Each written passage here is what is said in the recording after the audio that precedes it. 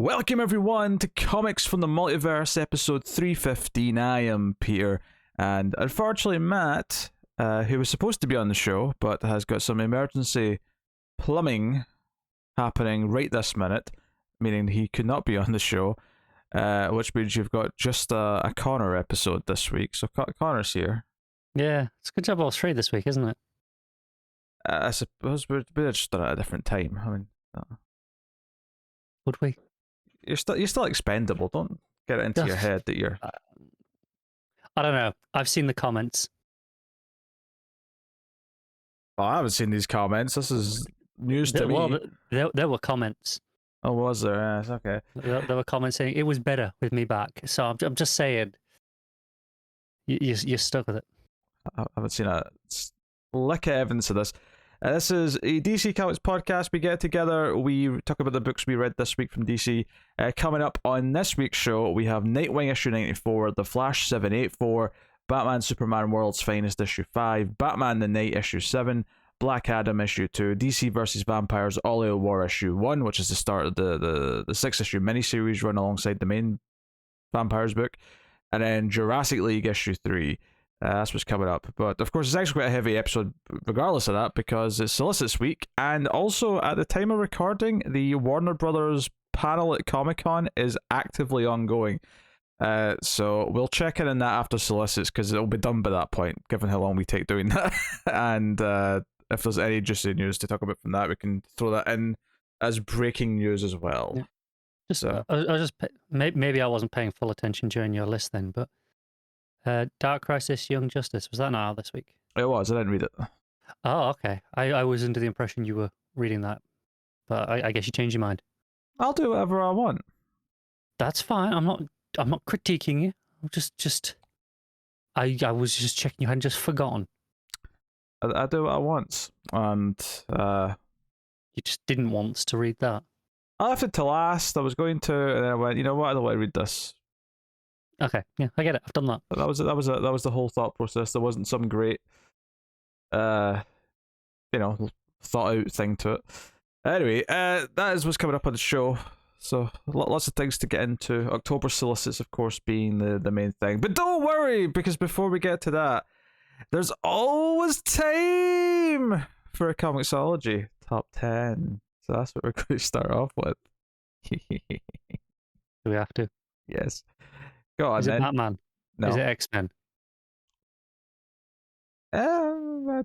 Technically, X-Men. Is it the X-Men event, Axe? Yes, Judgment Axe. Day.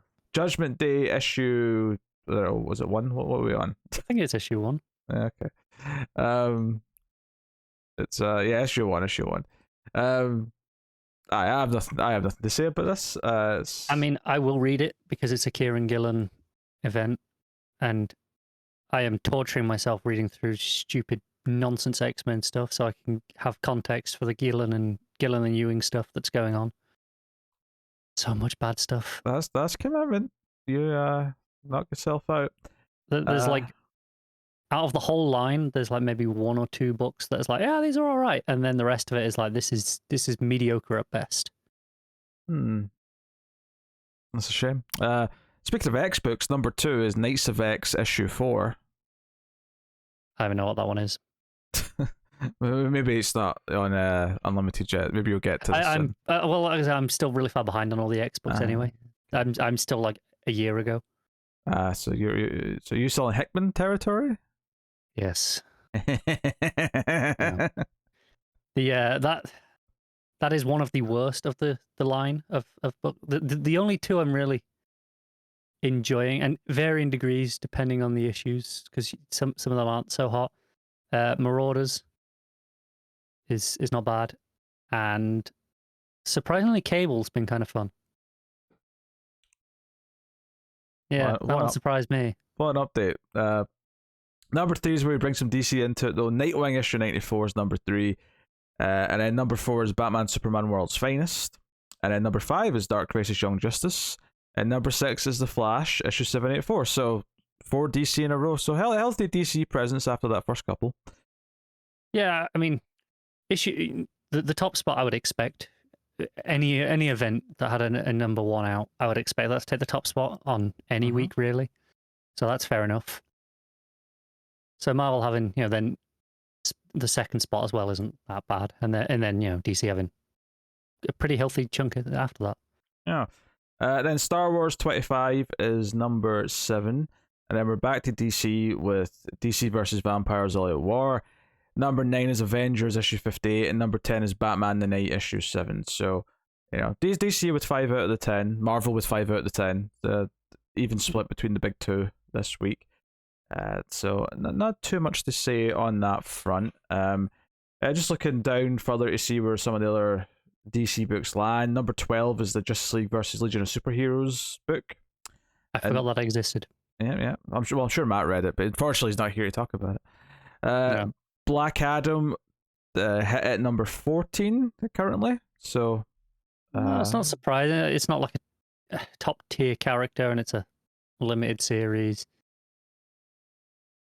Yeah, it's also mainly an introduction of a new character. I mean, I know it's called Black Adam, but it's largely focused on a new character as well. So, yeah, it is, but I don't know how many people would know that before buying it. Oh, it's issue 2 though. That's the point I'm making. Okay, sure, but issue 1 was still mostly about Black Adam. Sure, but it clearly was indicating it was going places, and all the covers for like every other issue in the Solicits have all been of the new character. Oh, have they? I've not actually been looking at them. Well, pretty much. I mean, all the ones I remember anyway. Oh, fair enough. And issue 2 certainly is. I'm looking at it right now. So yeah, and then after that, it's quite a while before more DC, because I mean that's most of the main DC books. Jurassic League is down at like 29, and Catwoman's at 30. Now Jurassic League's this weird niche dinosaur Justice League book. I kind of get it. Catwoman being down. I said this last month as well. Catwoman is definitely going further down the charts. It was never like a top selling, but even on like the stuff we loved with Ram V, it wasn't like still. I think hovering around the 20s pretty often. It's a pretty low selling book anyway. It's kind of my point here. I mean, I don't remember exactly where it was, but it wasn't as low as 30. No, I don't think it was quite that low, but it was never a hot selling book. It was still showing up on, I mean, what at the time was the first page of the results, whereas number 30 would not be on the first page of the results if it was still on the Comixology website. Obviously, things have changed a little bit, and now you get 30 before you have to hit the show more button. But I think it was 25 before, maybe. But, from memory, but yeah, not doing so hot. No. I would say. So, no, there you go. That's your Comixology top 10 for the week. Pretty healthy overall for DC, in the grand scheme of things. So, good. So yeah, without further ado, we'll wire into the Solicits. This is October Solicits. I've not even glanced at them, so this is going to be a nice journey of discovery as we go down this list and see some covers and whatnot. First on the list is Batman issue 128. Chip Zdarsky, Jorge Jimenez. It's just more, yeah. Yeah, pretty neat cover with the fire. Batman and Robin surrounded by flames. And a nice Ryan Sook variant as well. Not bad. There's quite a few nice variants, I'm not gonna lie. Yeah.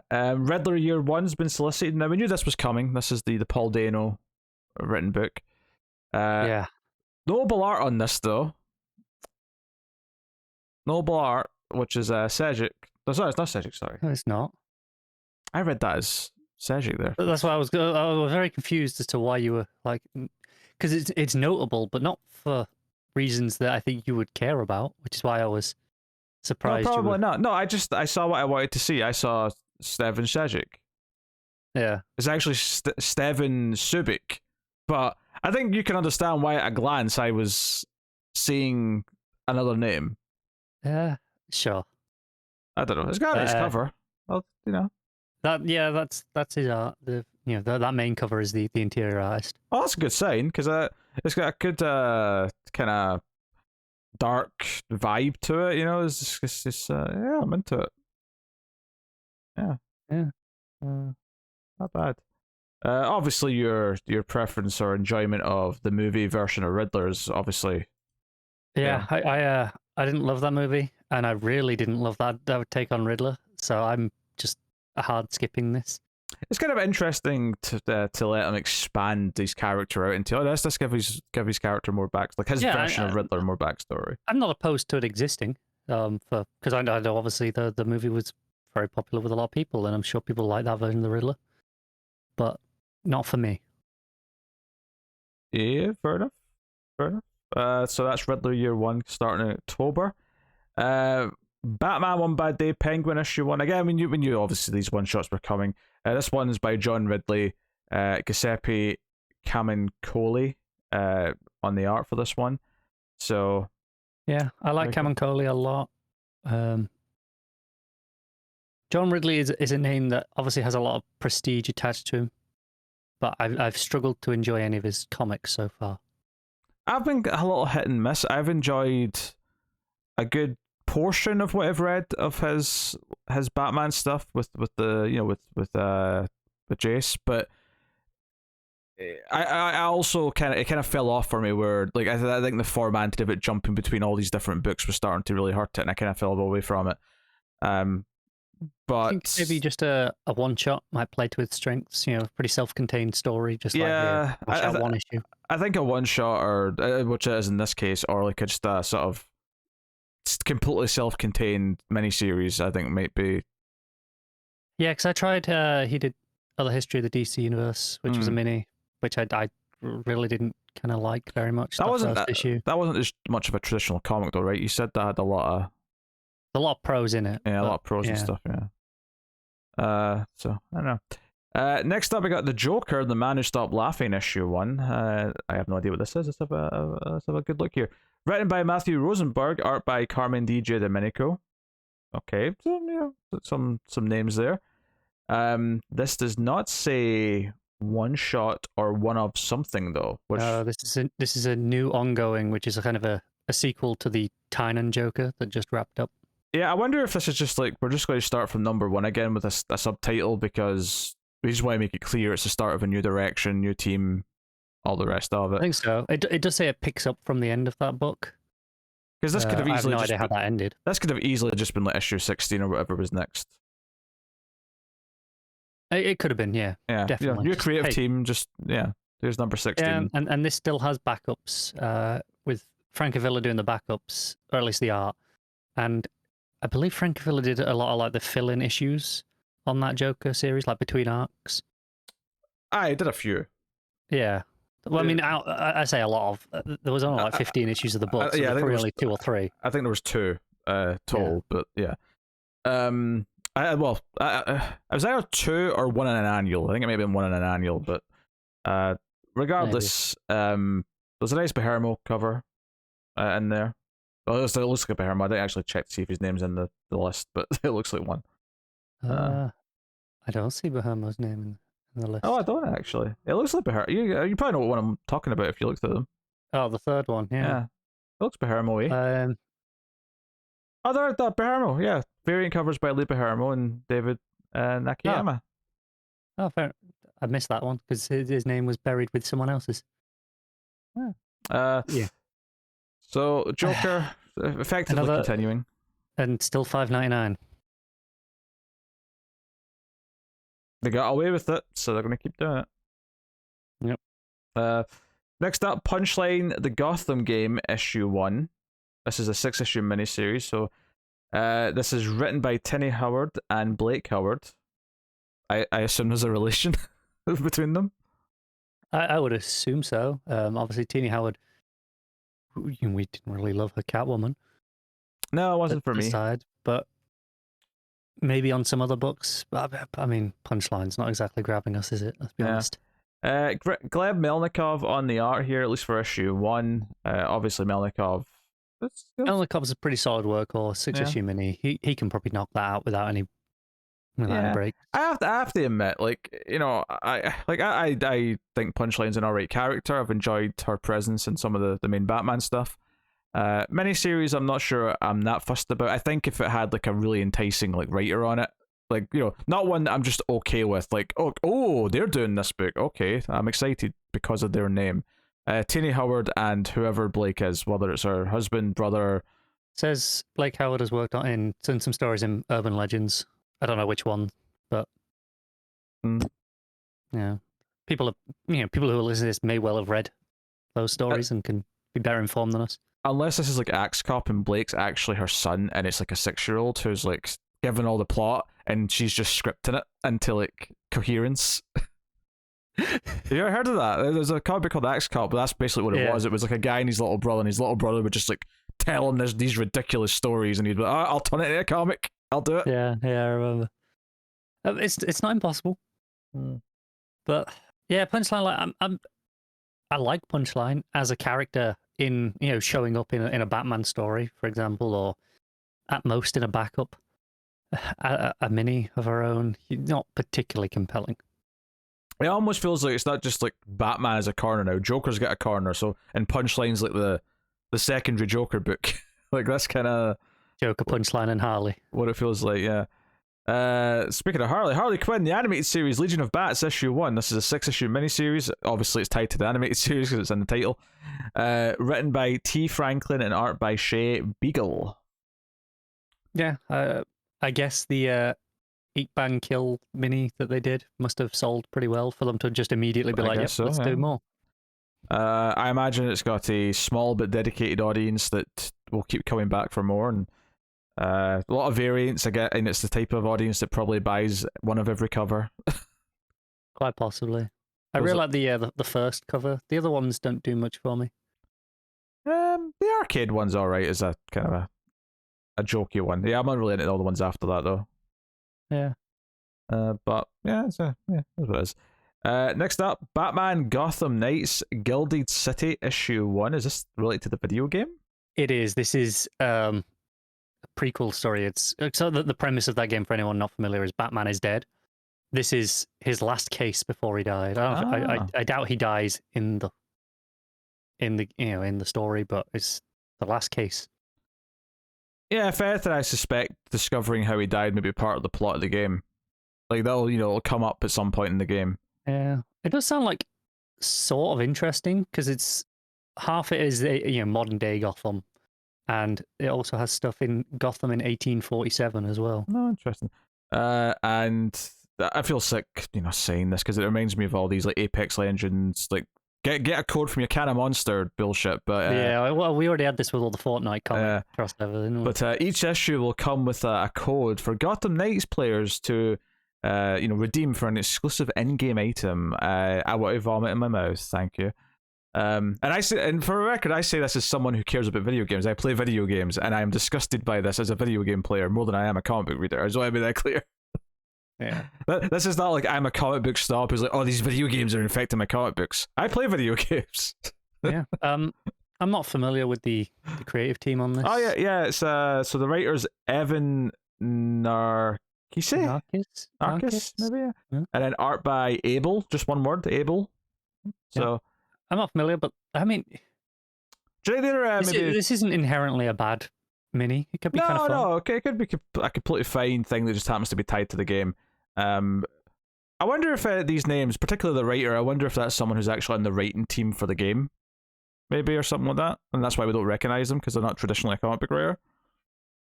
I just googled the name. Is an American comic book writer, journalist, and video game narrative designer, which means probably. Okay, so yes, narrative designer, which is a fancy word that means writer. Yes, he was responsible for writing some lines on the Spider-Man game, the last one, and narrative design consultant on the Miles spin-off. He's working on Redfall. It doesn't actually mention Batman on this quick glance at his Wikipedia page, but they are publicly submitted to a point. I wonder if it's just not that common knowledge. Yeah, exactly. What the credits are in that game yet. I would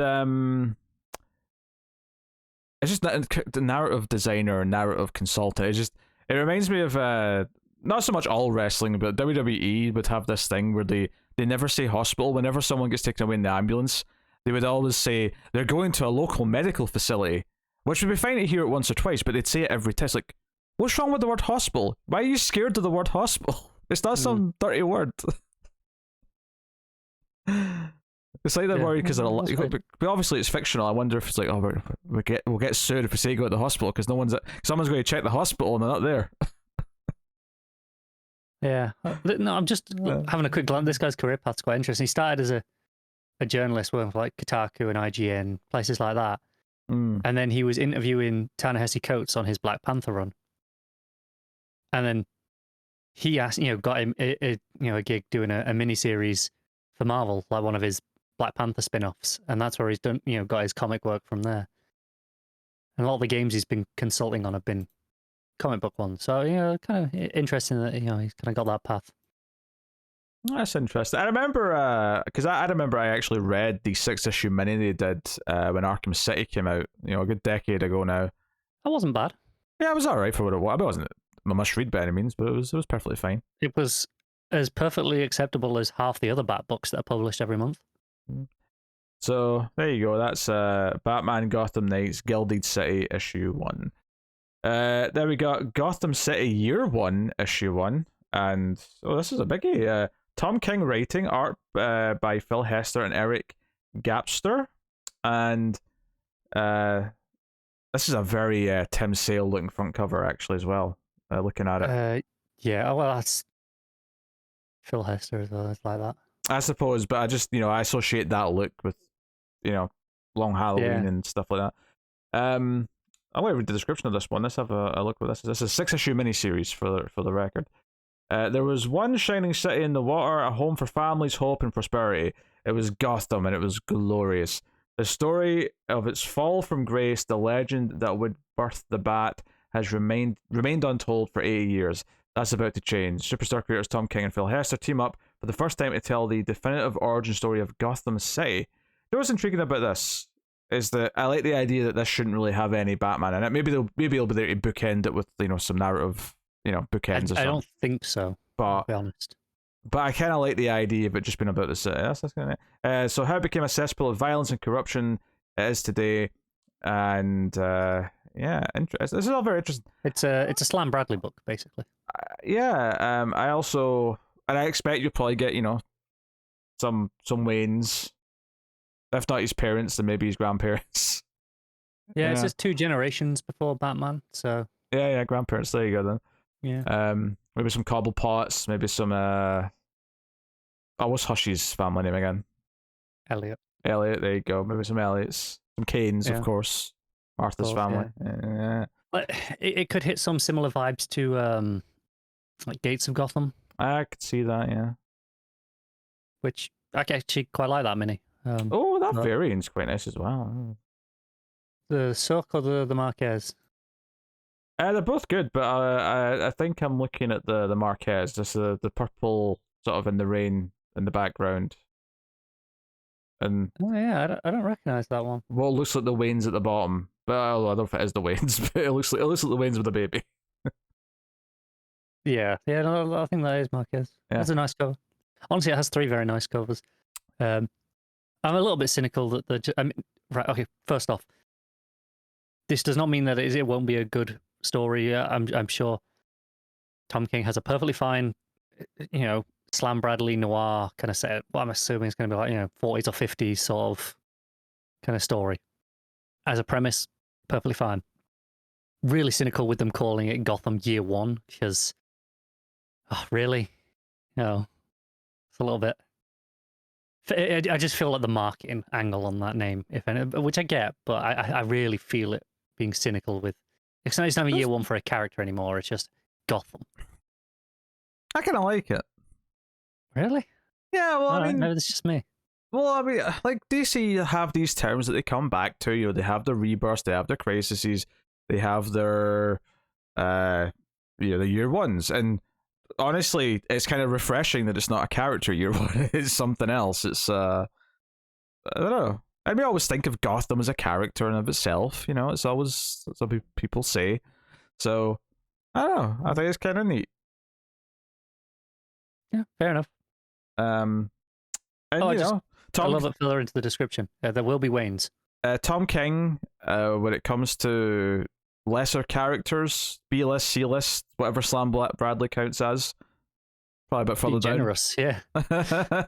That tends to be where Tom King shines in a miniseries, so I am hopeful and optimistic for this. I would say I'm glad. Probably glad it's only 6 issues. In terms of Tom King minis, I think a lot of them they can get a little bit overlong sometimes. I completely disagree. I don't think any of them have been, but that's, whatever. Okay. And again, my personal kind of down on a lot of the Tom King minis right now. So it's hard to add except for this, even with gorgeous Phil Hester art. Rorschach, 10 out of 10. Strange Adventures, 10 out of 10. Mr. Miracle, 10 out of 10. Human Target so far, 10 out of 10. I've had no problems with any of his 12-issue series. So, all right. Very good. Batman Catwoman. But, I mean, that's kind of a weird case, because it's like the end of his awkward Batman run.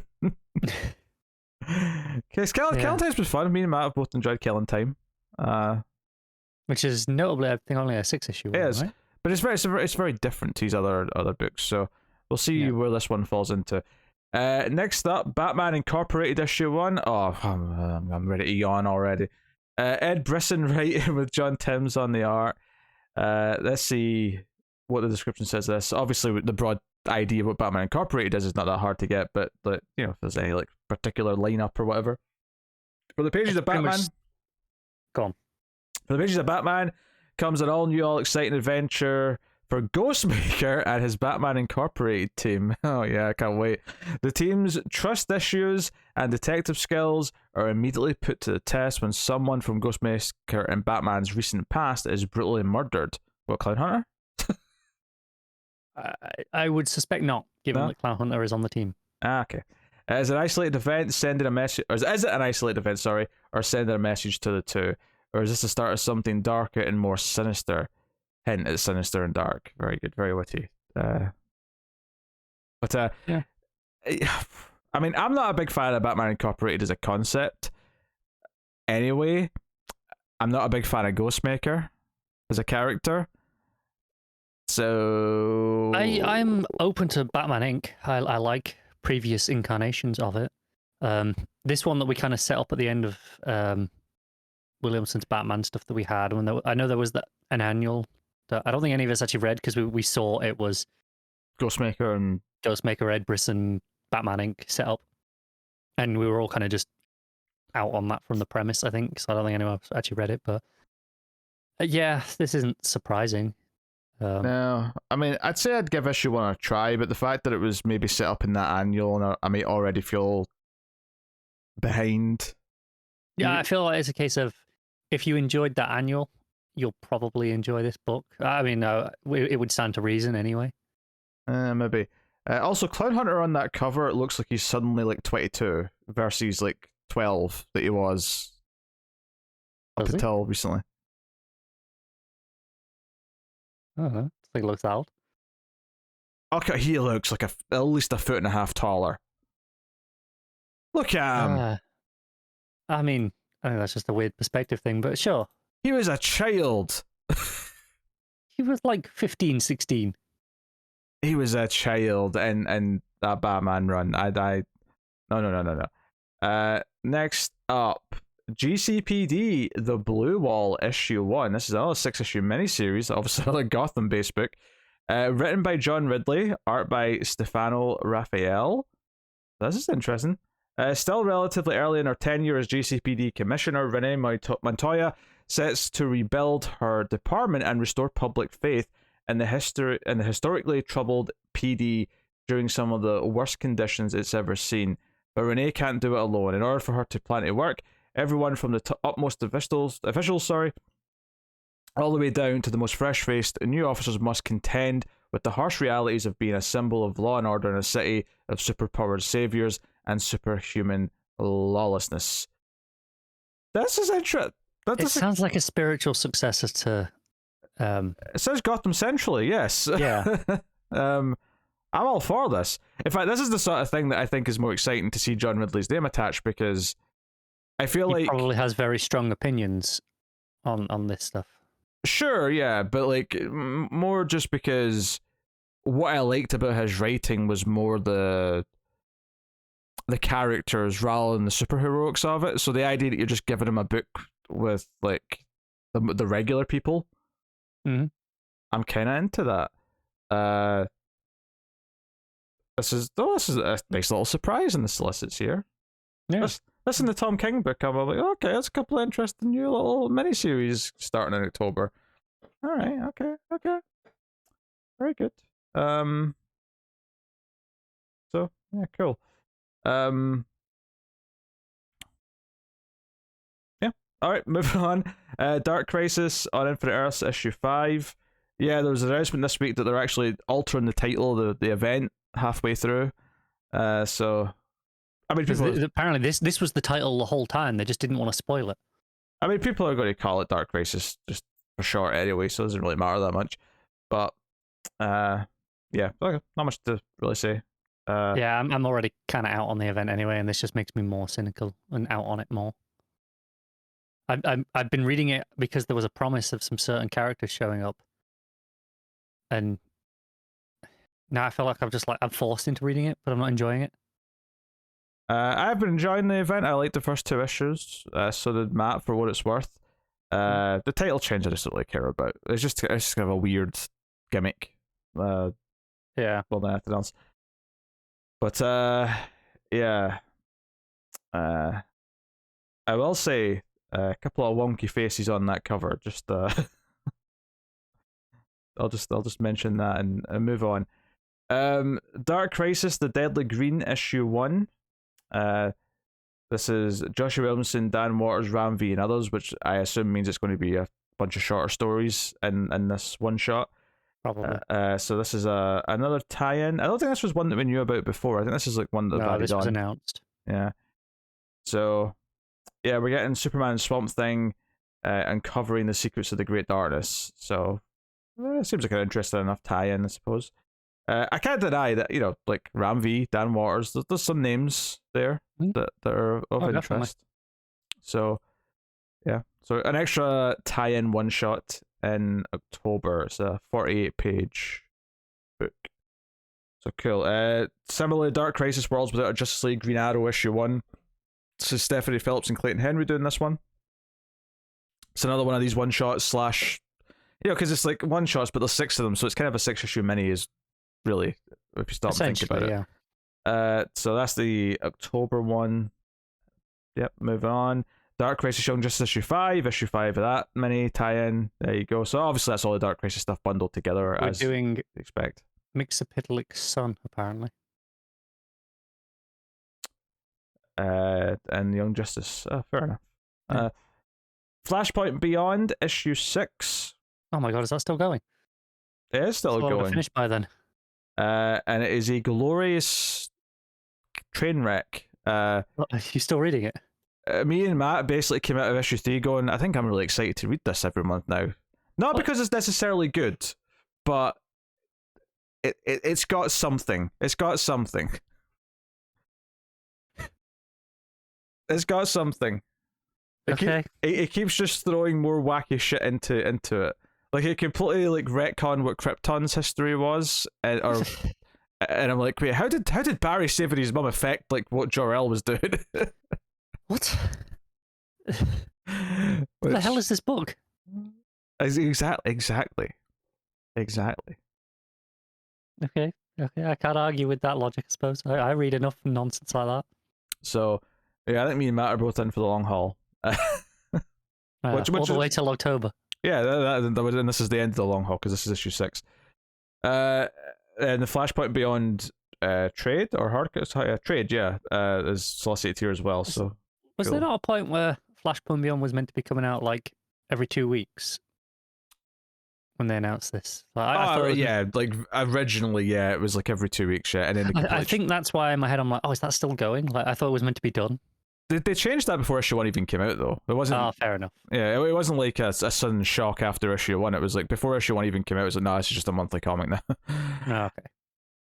So that's that. And then they've also got a Death of Superman 30th Anniversary Edition coming out.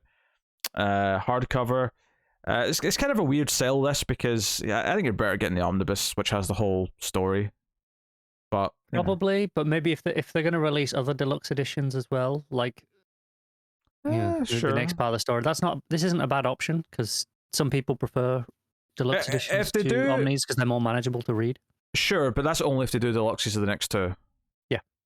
If they don't, then it's just kind of a weird standalone thing that doesn't have an ending. Superman Son of Kal-El issue 16, so we're on to the sort of the regular monthlies now, after all the new stuff and the event stuff. Clark return. Yes, they announced that this week. This is Kal-El Returns Part 2. I assume Action Comics will be Part 1, which... Oh, that's Part 3. What's Part 1 in? It must have been in the previous ones, but maybe they didn't name it because they didn't want to tell us. Yeah, maybe they were trying to hide it for spoiler's sake. Interestingly, at the end of the Son of Kal-El solicit, Lex Luthor sets his deadly machinations in motion towards the Martial Action Comics 1050. So, yes. A big thing for that issue, I guess, and kind of that's going to matter to both books. Yeah, it's still Taylor writing Son of Kal-El, but yeah, there's clearly some work together going on here in the two Superman books. And this is Action 1048 that's solicited here, so it's only 2 months, so it'll be December is when 1050 hits. And I assume it'll be an oversized issue, and they'll do they've been doing that on all the 25s and 50s for most books. Yeah. It won't be because I'm sure 1100 will maybe not 100 pages, but I'm sure it'll be really hefty. Yeah, that said, because now we're back to monthly, we got a good few years till that happens. True, yeah. But so I really like that cover for Action, actually. The sort of painted. Yeah, he's flying towards the camera, as it were. Oh, look at that! There's a Black Adam movie variant. I didn't have to read the description to know. I flicked through. I'm like, oh yeah, okay. Can you smell what Teth Adam is cooking? I guess that's coming out around this time. I don't actually know when it's coming out anymore. I think it is October. It sounds right. Yeah, I kind of lost track with it. Everything getting different dates all the time. Speaking of new deluxe edition, Superman Birthright's getting a deluxe, and isn't it interesting that Mark Waid just started doing work at DC again, and now one of his stories is getting a deluxe? It feels like bridges have been mended here. Sure, but this was always prime for a deluxe. I'm surprised it didn't have one already, unless it did and it's just out of print. I don't think it had a deluxe. It had like just a nice not even a hardcover. It was just a paperback it had. Yeah, I've got the paperback for sure. But yeah, I wouldn't surprise me if Didio was like not doing it out of spite before, and now possible. I'd pick up a deluxe of this. It's a perfect story for here's a single contained 12 issue book, with some nice little UR. It's a story that Man of Steel claimed it was kind of adapting, but obviously completely missed the much like Zack Snyder's other comic book adaptation, Watchmen. What we're saying is it adapted it for the trailer. Yes. So there you go. Wonder Woman Historia, the Amazons issue 3 is finally coming out in October. Yep. I believe. I think Kelly Sue won an Eisner for this, and I know. Jimenez, who did the first issue, won an Eisner for that issue last night as we record this. I didn't look up the Eisners, but I did see that Nightwing didn't win any of its nominations. It didn't. Tynan won Best Writer, I believe, overall. Oh, okay. Which that's good. Pretty fair. Well, with it. They're doing a complete collection of Wonder Woman Earth 1, so that'll be all 3 volumes of that in one big soft cover. It's a shame it's a soft cover, but... I mean, it's a pretty nice collection still, I imagine. Yeah. I mean, I've not read these, so I don't know if maybe it does end in a cliffhanger or something. There's going to be more, but it kind of feels like putting this book out is kind of saying, yeah, this is going to be all of it. This is it now. Probably. Yeah. But 3 volumes isn't terrible. That's a respectable amount. It's all Morrison and Paquette, so it'll be very consistent. So... as has been the tradition the last few years, October gets the big horror-themed one-shot, the 80-pager. And this year's is called DC's Terrors Through Time. We got Paul Levitz, Carla Pacheco, Jeremy Hahn, Tim Seeley, Zach Thompson, and others writing, with Peter Wen, Juan Doe, Kelly Jones, Andy McDonald, and more on the art. So obviously it's going to be an anthology book. It looks like there's some Super Sun shenanigans. It's going to be them kind of maybe... I don't know, acting as storytellers or...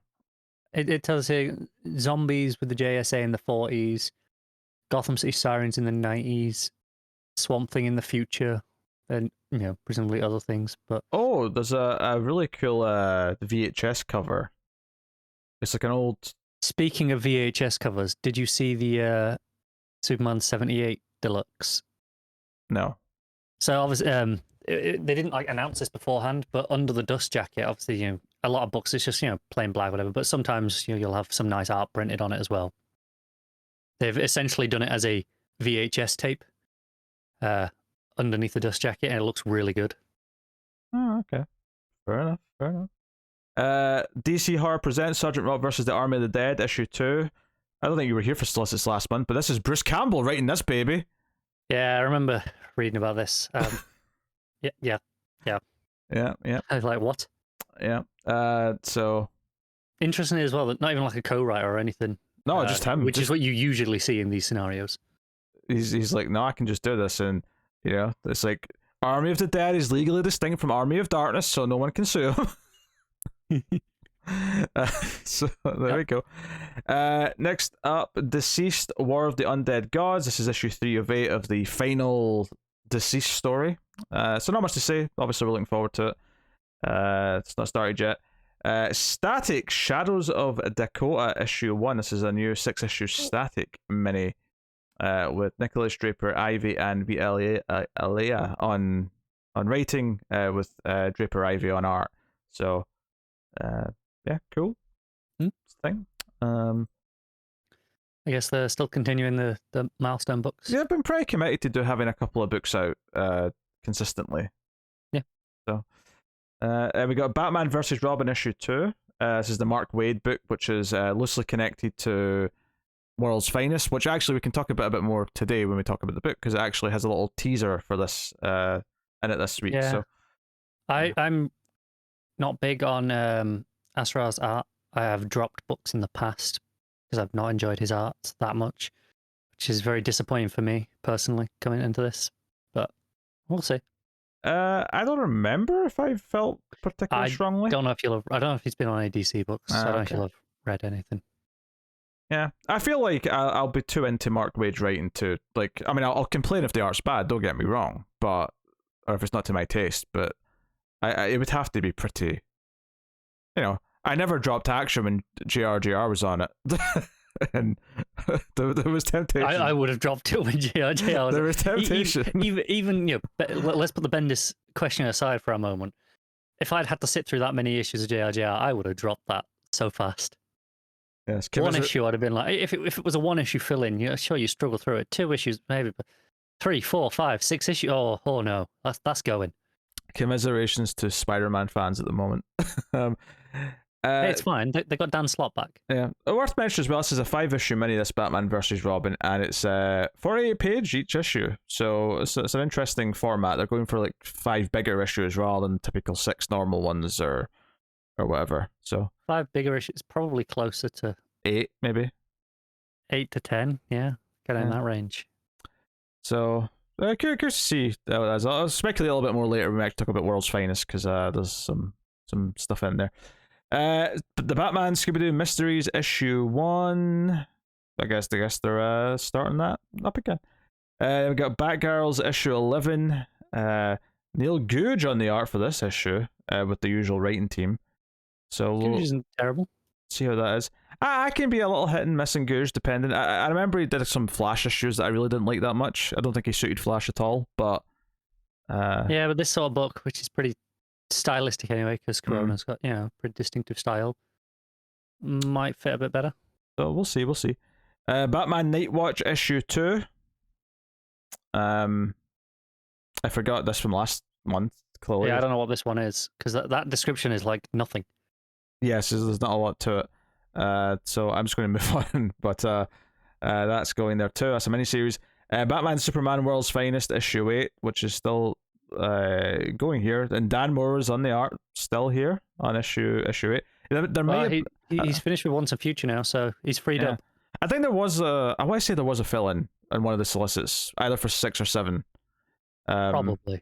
But so that's why I'm saying, I'm happy to see Dan Mora's name there. Maybe he was on last month as well, and I've just forgotten. But all good. So no, interesting stuff. But yeah, Reckless Youth continues as Superman and Batman continue to mentor Boy Thunder. So we're playing with the Superman sidekick that he's doing a story about. Okay. I'm curious. Batman Beyond the White Knight issue 6, which is not the final issue. It's an 8-issue miniseries, so keep that in mind. But that's coming out. Very nice Fiona Staples variant. I'll give it in that. October. Oh, I do like the stapler. I do like the stapler. Batman Fortress issue 6. What the hell is going on in that book? I do not know. It definitely looks I'm just looking at that cover. I'm like, what? Some sort of crystal monster. Like Crystal Doomsday. Yeah. Yeah. Maybe someone will make you read it, Connor. If they do, I'm not reading all the other issues again. That's only funnier, to be honest. Batman The Audio Adventures issue 2. So that's coming out. And then we got Batman The Night issue 10, so that's wrapping up in October. And the front cover, this is quite funny because I think I joked that it could end with the "Yes, Father, I should become a bat," and the cover of this, right, yeah, the cover of this is the bat coming through the window. Also, that Federici variant is utterly phenomenal. Oh yeah, pulling out the gorgeous. katana. Yeah. So no, good to see how he wraps that up. Yeah, more on that later because we had an issue this week. Batman Urban Legends issue 20 with stories by Jim Zub, Joey Esposito, Chris Burnham, and Nadia Shamas. So some interesting names in there. Jim Zub, I don't think I've seen on a DC book in knows how long. Yeah, he's one of those names that just pops up in random Marvel things, I feel. He does like a lot of Marvel stuff. He did like some of those Avengers side books not so long ago. I think he's part of the writing team on the weekly Spider-Man that's been going on. But I've never. Well, I stopped now, but yeah. All right. Well, he was on that. Yeah, I've never heard anyone talk about a Jim Zub run though. Like no one ever talks about. He has a lot of creator-owned stuff. Yeah. So. That Batman Monster Hunter is what he's doing. Joe Esposito's got a new story start, a new 4-part story. Oh, that's cool. Chris Burnham again, I don't think of him much as a writer. I'm very familiar with his art, so that's kind of interesting. He's doing an Alfred saga, apparently.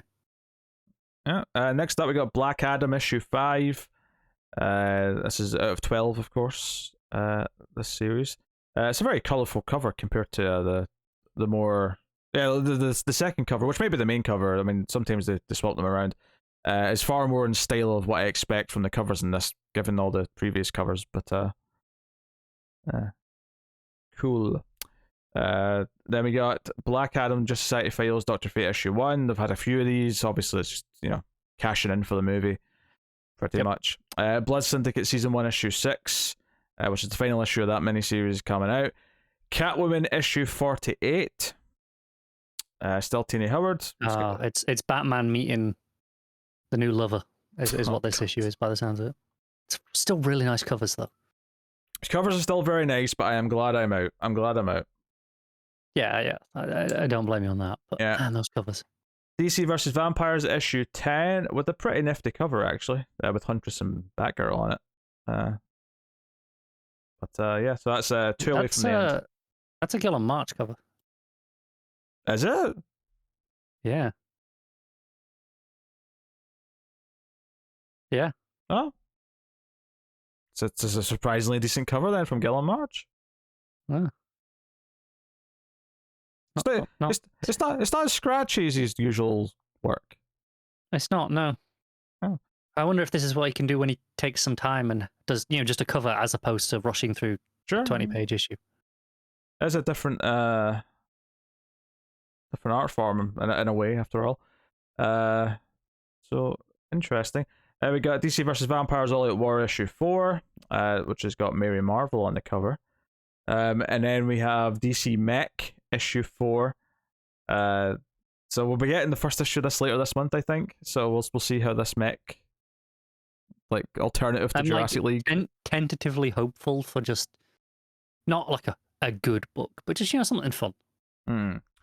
Deathstroke Inc. issue 14 will be out. Ed Brisson on this.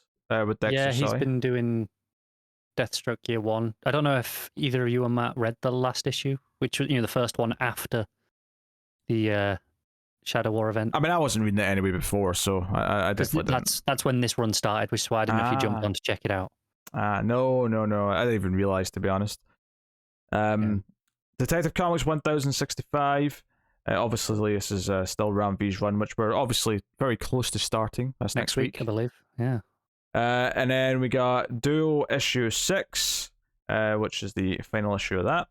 We have Fables 156, which is issue 6 of 12, which is really funny when it's issue 156, but I know what they mean by that, but it's still a bit weird. So cool. Future State Gotham issue 18, final issue. Yeah. So, I mean, Future State will have lasted a good couple of years by that point, right? Or was it only a year? It was the start of last year, yeah. Yeah. It was January, February. So. Yeah, I mean, not bad. Yeah. But yeah, that's wrapping up with Dennis Culver in October. Then we got Harley Quinn issue 23. No, I don't much to say. I Am Batman issue 14 from John Ridley in October as well. Mad Magazine issue 28. Monkey Prince issue 7, which is... I've probably said this before, but is that an ongoing? Because I was looking for the, like, out of how many there, but no. Yeah, I think it must be, because I don't see it out of. Multiverse 18 Justice issue 5 is out on October, and that is an ugly cover, I have to say. Just there's some... I hate to be mean, but I'm just scrolling past it, and I'm like, oh, there's some weird body proportions going on here. Yeah, it's not great. Especially when you look at the next cover, you got like the Stephanie Hands, like really gorgeous painted cover. Oh, sure, yeah. But next cover down, though, is Nightwing issue 97, sorry, and that is gorgeous. Is this... Oh, man. That is... Redondo is killing it with these covers. They're so it's just stylistic. They're all in the same sort of style of the city, right? Well, I mean, this one's a plain white background, and you've got effectively the silhouettes of Nightwing and Batgirl in front, but in the silhouette you have like the lights of the buildings inside the city. But the one thing that's not in silhouette is like the yellow of her cape and the blue of his, like, symbol and whatnot. So yeah, it's a very like a lot of his covers he's been playing with the city and making characters out of the city or showing it, like through them. In this case, it's been a consistent theme. Which not only is it good looking, but it's also thematically very accurate to what the book's going for. So it's kind of a win-win in that sense. So I like the third cover as well. It's not bad, Poison Ivy issue 5 is out in October. Very good. Groot's on the cover, so that's nice. I did just think that as well. Scooby-Doo, Where Are You? Issue 118 is out in October. Superman issue 1 facsimile edition. So yeah, just a sure, why not? Yeah, Sword of Azrael issue 3 for all of Azrael's 12 fans. They get to enjoy more of this. Still annoyingly tempted though, because Dan was, even though cares about Azrael. Yeah, and Nicola, last name unpronounceable, on art. Go on, give it a go. What? Why is there so many accents? What's the point of accents if every letter has an accent? Yeah, I have no idea. It's like basically the same. You want a second alphabet because every single letter has an accented variant. I critique it. Anyway, The Flash issue 787 is coming out. Still Jeremy Adams. I'm just like, the first part of this solicit, it says it's Monday night somewhere. Mondays, am I right? And the reason why I'm sort of doing a second take is because the cover is like in a wrestling ring, and I think it's actually a reference to the fact that Monday night is kind of considered a wrestling night. So I think that's an intentional thing. Probably. So yeah, you still have the Monday Night Wars and all that jazz. The Flash, The Fastest Man Alive, issue 2. The lead into the Flash movie that no one wants to see anymore. No one wants to see. Yes, and is now surrounded by controversy because the lead actor is up to all sorts of shenanigans. The Human Target issue 8. Super excited for this. Very nice cover, as they've pretty much all been. The variant's very nice as well. So, very good. That's a nice variant, yeah. Jurassic League issue 6, the final issue of our inaugural dinosaur Justice League. I say that because it wouldn't surprise me if there's like Jurassic League 2, the Lost Multiverse is coming. Yeah. Assuming it sells reasonably well, I would not be surprised at all to see more of this. Obviously, it will be sales dependent, but it's an easy thing to, an easy concept to exploit for more. Yeah. The new champion of Shazam, issue 3. This is of 4. This is the Doc Shaner drawn Mary Marvel becoming the main Shazam character story. Looking forward to it, might I add. Nice House in the Lake issue 11, so the penultimate issue of that's out in October, so that's a big deal. Yeah. Exciting stuff. Then we got Tim Drake Robin issue 2, which I know Connor's so excited for. Oh, look at Tim Drake with that Rosmo head. Ugly cover. Oh, look at it. Look at his head. Also, why has he got 2 bow staffs that are like, he's holding them like they're dicks, Christmas sticks, but they're like long, like they're almost bow staffs? Well, they're just stretched out because it's it's Rosmo stretched out art, I hate it so much. That's why all the male characters love Rosmo as an artist, because they all look well endowed with Rosmo drawing them. Admittedly, their foreheads and their chins also look well endowed, which is not ideal, but I hate it so much. Titans United Blood Pact issue 2. It starts with saying Tim Drake is having the worst day. You're damn right, he is. Riley Rosmo's drawing it. Wonder Woman 792. Coming out. We got sorry? Still the same writing team. No change there. It is, yeah. Young Justice Targets issue 4. Coming out. Obviously, that's the one that ties into the animated show. And then we got the collections, yeah. So we got Aquaman getting collected. We got Arkham City, Order of the World, the Dan Waters book being collected into softcover. Catwoman Volume 1, this is the first Tini Howard arc. I'm glad they're at least just labeling it Volume 1. Yeah, that's fine. I have no issues with that. Justice League Volume 2, United Order, this is the second Bendis hardcover, which ended up in quite a relatively short run, to be honest. I imagine there's only probably one more after that. Yeah, because it ended just before 75 was not his issue, but it was 74 his last issue. Right? Yep. Yeah, one more after that then. And then we got One Star Squadron, the Mark Russell book being collected. We got Rogues, which obviously we're one issue away from the end, getting Solicits. Getting a nice hardcover. Yeah, I should expect. So that's very nice. Sleeper Omnibus, so reprinting Sleeper, which I've never read, but I've heard positive things about it. So Ed Brubaker and Sean Phillips. Book. I own it all on Comixology. I should probably read it at some point. Yeah. So it consists of a 5-issue mini, and then there's 2 Sleeper seasons. So there's Sleeper Season 1, which is 12 issues, and then Season 2 is 12 issues, and then a couple of one-shots. So it's a really hefty overall thing.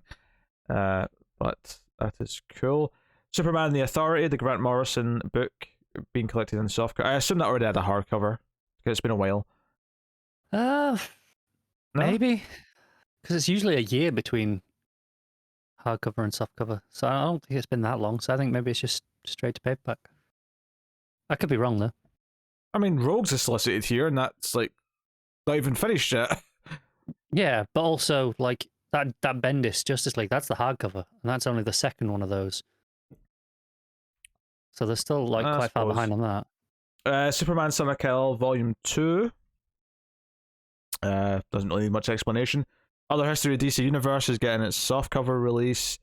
World of Krypton, which I forgot existed. We all dropped that after like the first issue, but there you go. Young Justice Book 6. That's the last thing here, but it's nice to see this is the Peter David run, and I'm always happy to see them sort of stick to these runs and finish them with these thicker this is the collections. Final volume of that. Yeah, I'd expect probably about there. Yeah. So I mean, that's probably not cutting anything short. I don't know for sure without checking, but I'm perfectly willing to believe, yeah, this is where that run ended. Oh, 6 full weeks. probably, yeah. And then Jaun's obviously is the next big run, which has already been collected in the bigger trades. So that's cool to see. So there you go. That is the solicits for October. There is actually a bit of sad news to tack onto this. There was a death this week in the comics industry. Alan Grant, who was a long-time Batman writer, died this week. So definitely worth mentioning out that.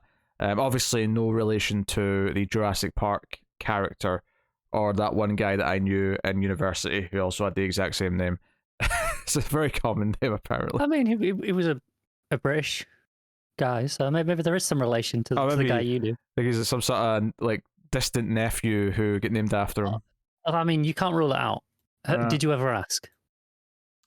I didn't. No, I didn't. I didn't think to say, "Hey, that Batman writer from the early '90s and the late '80s." You know, is that your?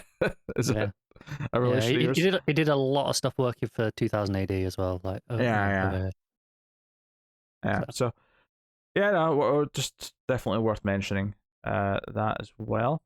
And I'm just going to have a quick look and see if anything interesting happened at the Hall H. Just while you glance, there was another issue announced for December at Comic-Con.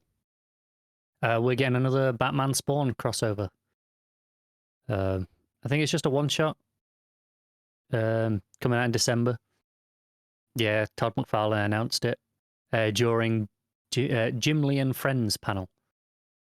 Yeah, their first crossover since '94, which is surprising, but yeah, for fans of Spawn, which apparently there are lots of them.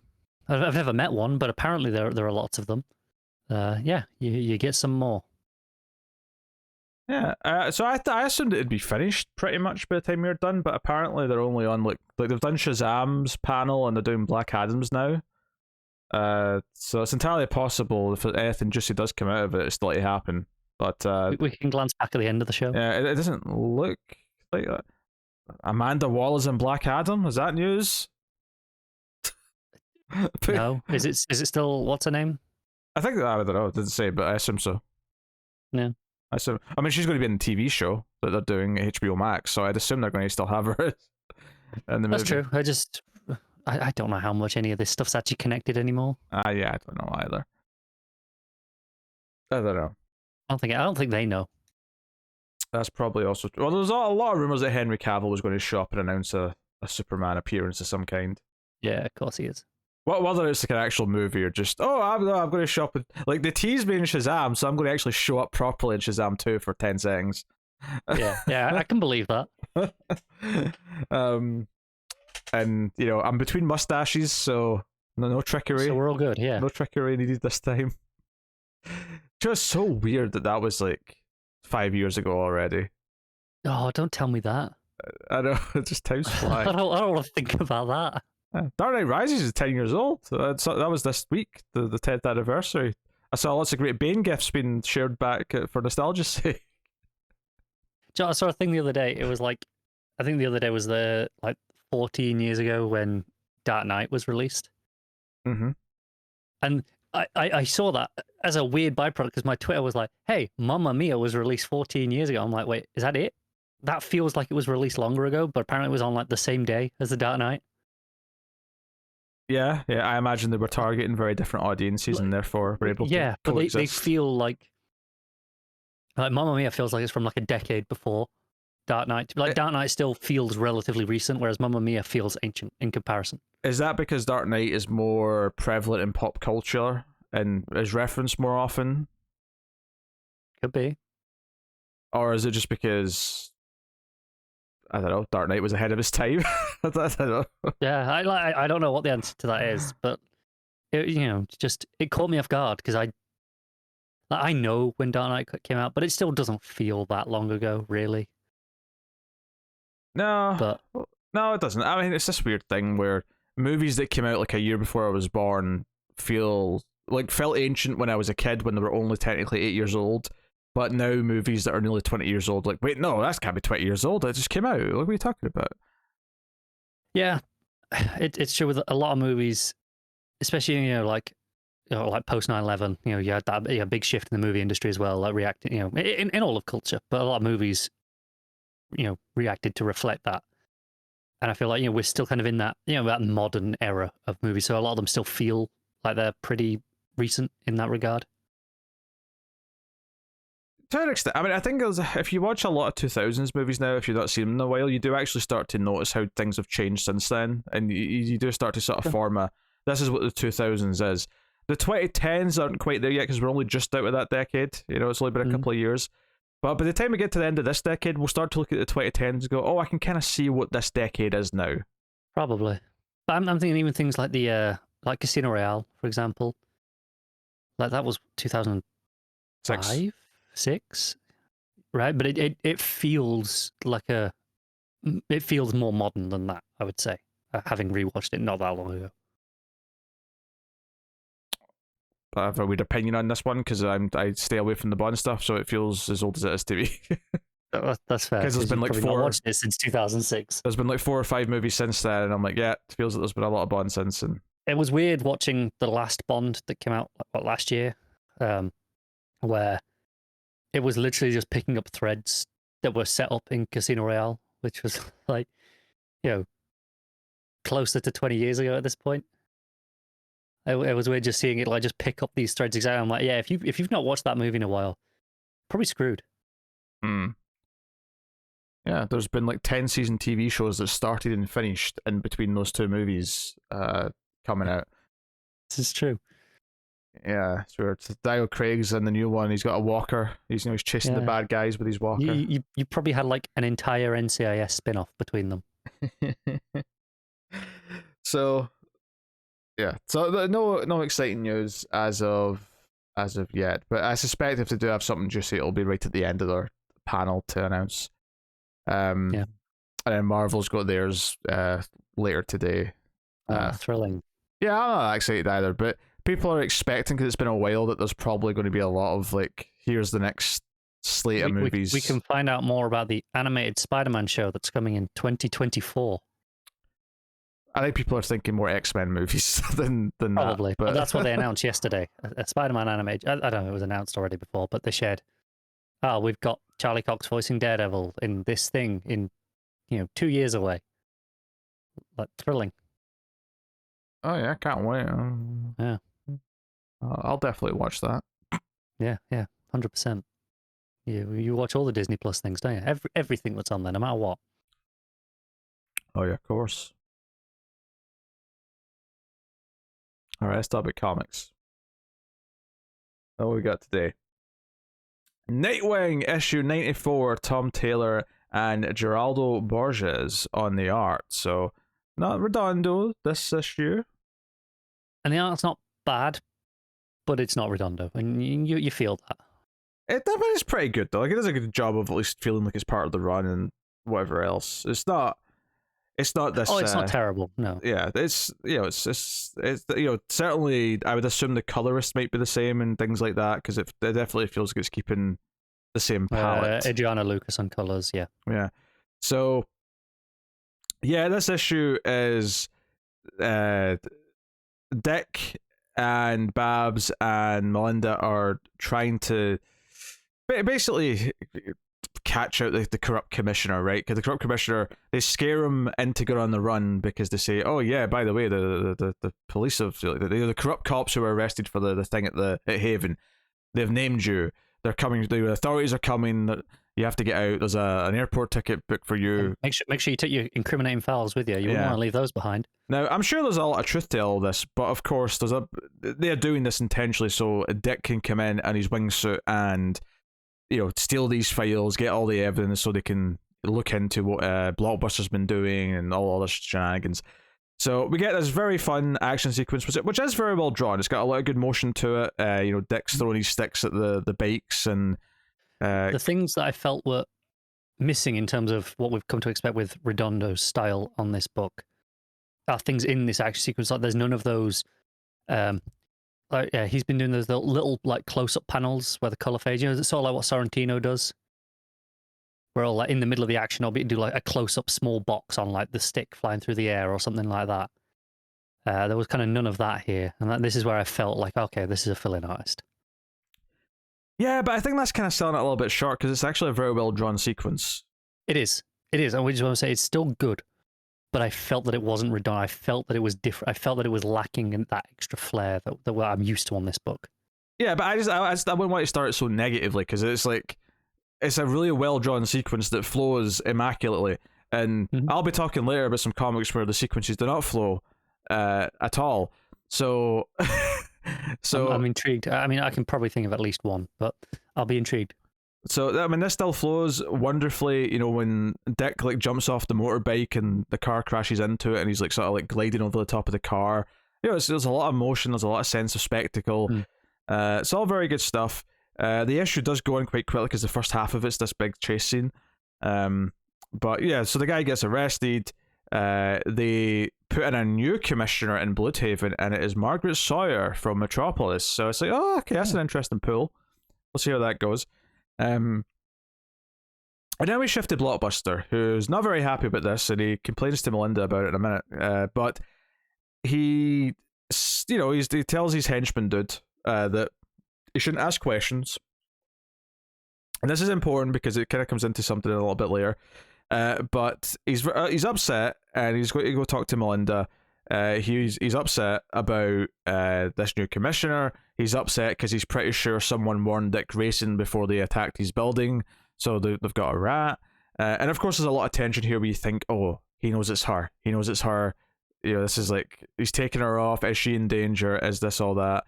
So it's a good bit of tension. It does a good job of like building this tension and thinking she's in trouble.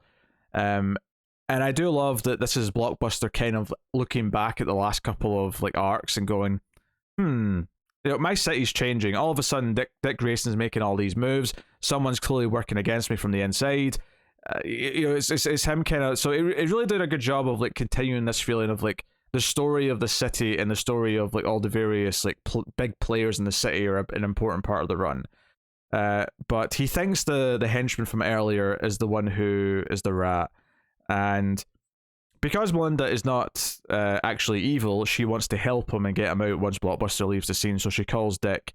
But immediately this guy's an asshole and just starts, you know, he blasts her with his powers and just starts yelling for Blockbuster. So the cliffhanger is that they know she's the rat and they've got her unconscious, and you know, Dick and Babs hear enough of it over the phone that they know she's in trouble. So that's kind of your big cliffhanger for next issue. If it wasn't for the one panel of Blockbuster when he walks back into the room saying "What the hell?" If it wasn't for that one little line, I would have assumed he was, you know, this was all a setup to see if she would take the bait. Like he maybe suspected her the whole time. Because the guy, you know, he breaks out of those restraints and uses his powers pretty easily, right? Yeah. So you know, up until I was like, this is his plan. He's trying to, you know, see what she'll do. But I don't know, the one panel where he comes in, kind of confused as to what's going on, is the one thing that makes me think maybe not. Yeah, I do. I wonder if this is going to piss him off more next issue now that he didn't even see this coming. Like the idea that like she actually did convince him and trick him is just going to enrage him even more. Yeah. You know, I think there's a potential there with that. It's very much an issue of two halves. You've got like a little, there's a couple of pages in the middle with Dick and Babs being kissy whilst they're looking over all these incriminating files and getting excited about taking down Blockbuster. And Haley try to eat the incriminating files, which would be awkward. But and then it's straight onto the Blockbuster Melinda stuff. Yeah, but it's very much the first half is this big action sequence, so you get a lot of your action fill from that. Nightwing getting to be a little cocky, taking in this corrupt guy. So is this just desserts kind of side of things? And then the second half of the issue is like really well put together in that it builds up this tension of like, okay, we start on her, and then we sort of introduce, you know, Blockbuster's with her mother, and she comes in and he's sitting next to her, and it's like, oh, is the mother, like, is he kind of meant to be threatening here? Is he implying that the mother's going to be in danger if she doesn't do what he says? There's a lot of that sort of stuff going on, and it's really well built to kind of build this story in the back half. I particularly like the part where one of the inciting incidents for this attitude, where he's really like trying to figure this out now, is that Heartless, he's really pissed off that this Heartless villain just walked into his headquarters and like, you know, made a go at him. Yeah, even if he did throw him out a window. Because he's like, no, the fact that someone was willing to try that means that we don't feel as strong or don't look as strong or we aren't as considered as strong to everyone as we should be. And he isn't looking weak. He wants to be big and scary so no one would ever dare challenge him. Overcompensating a little bit, isn't he? You know, Yeah. in reaction to what's going on. I think that's good. I think it gives this version of Blockbuster layers. Like, I'm getting a lot of like good writing from him here where, yeah, he's big and cartoony and he's this, hulking evil dude, but there's elements to this here where it's like some of his motivations are actually quite intricate and they're doing a good job of setting them up. Yeah, there was a moment, I think it was last issue. I think it was, unless it was in this issue, I'm kind of blurring them together. It was when Dick talks to the commissioner. He's like, hey, at least, with Blockbuster, I expect, oh no, it is in this one. That's the point, yeah, where he's like, I know what he is. I can not respect that, but at least I know what I'm getting at. You disappoint me more because you're meant to be better than that. I think that's kind of like a lot. Telling me about the approach to Blockbuster here is, yeah, he is that, and he's kind of open about being that, but he is interesting at the same time. He's not just that, one thing. He's not pretending to be other things, but he has got layers to it. Yeah, and I felt that in this pretty much all these scenes in this back chunk of the issue. So I'm curious to see what his reaction is to at least this accusation. And he'll probably believe it, basically, because I think, does he pick up the phone at the end? He does, yeah. And he says something to Dick. Yeah. So, like, he doesn't have to question it. He knows this is true. So I'm curious to see what his like proper reaction to this is when he's actually one-on-one with her. And obviously it sets up this great, like, they have to find her. They have to find out where they took her to try and save her, So it gives us a very simple, thrilling premise for next issue, if that's where we're going. Unless we skip ahead maybe till, whatever. It's possible, but I would suspect next issue is the rescue issue. Yeah. So I think that's exciting. And it's that sort of thing where something bad's going to happen because, last issue was very cathartic when they took down all the police and sort of made a laughingstock out of them. And then this issue, taking down the corrupt commissioner, it's like, okay, everything's too good, everyone's too happy. Like something bad is about to happen and give us some jeopardy. And sure enough, this is what it is. So, yeah. Really solid. Like, yeah, obviously Redondo is a better artist, but like I still thought the art in this was really good. And no, it's still good. And it really is, yeah. I had a great time. I started with this week after last week where I was kind of miserable for most of my comics. I was like, I'm starting with Nightwing. Nightwing never lets me down. Yeah, I also started with Nightwing, and I saved something else for last, which we'll get to later. But thoughts on what happened there? So it sounds like what you said for last wasn't a wise choice. No, it wasn't. All right, what are you giving the issue 94? I'm gonna give it an 8. I think it's very good. Art is still really good, but it's just missing that extra flair that would have pushed it up into like 8.5 or a 9. Yeah, I'll go 8.5, but I would say, yeah, Redondo, if Redondo was on this issue, it'd probably be a nice, comfortable 9. But as it is, I'll give it 8.5. Still very good.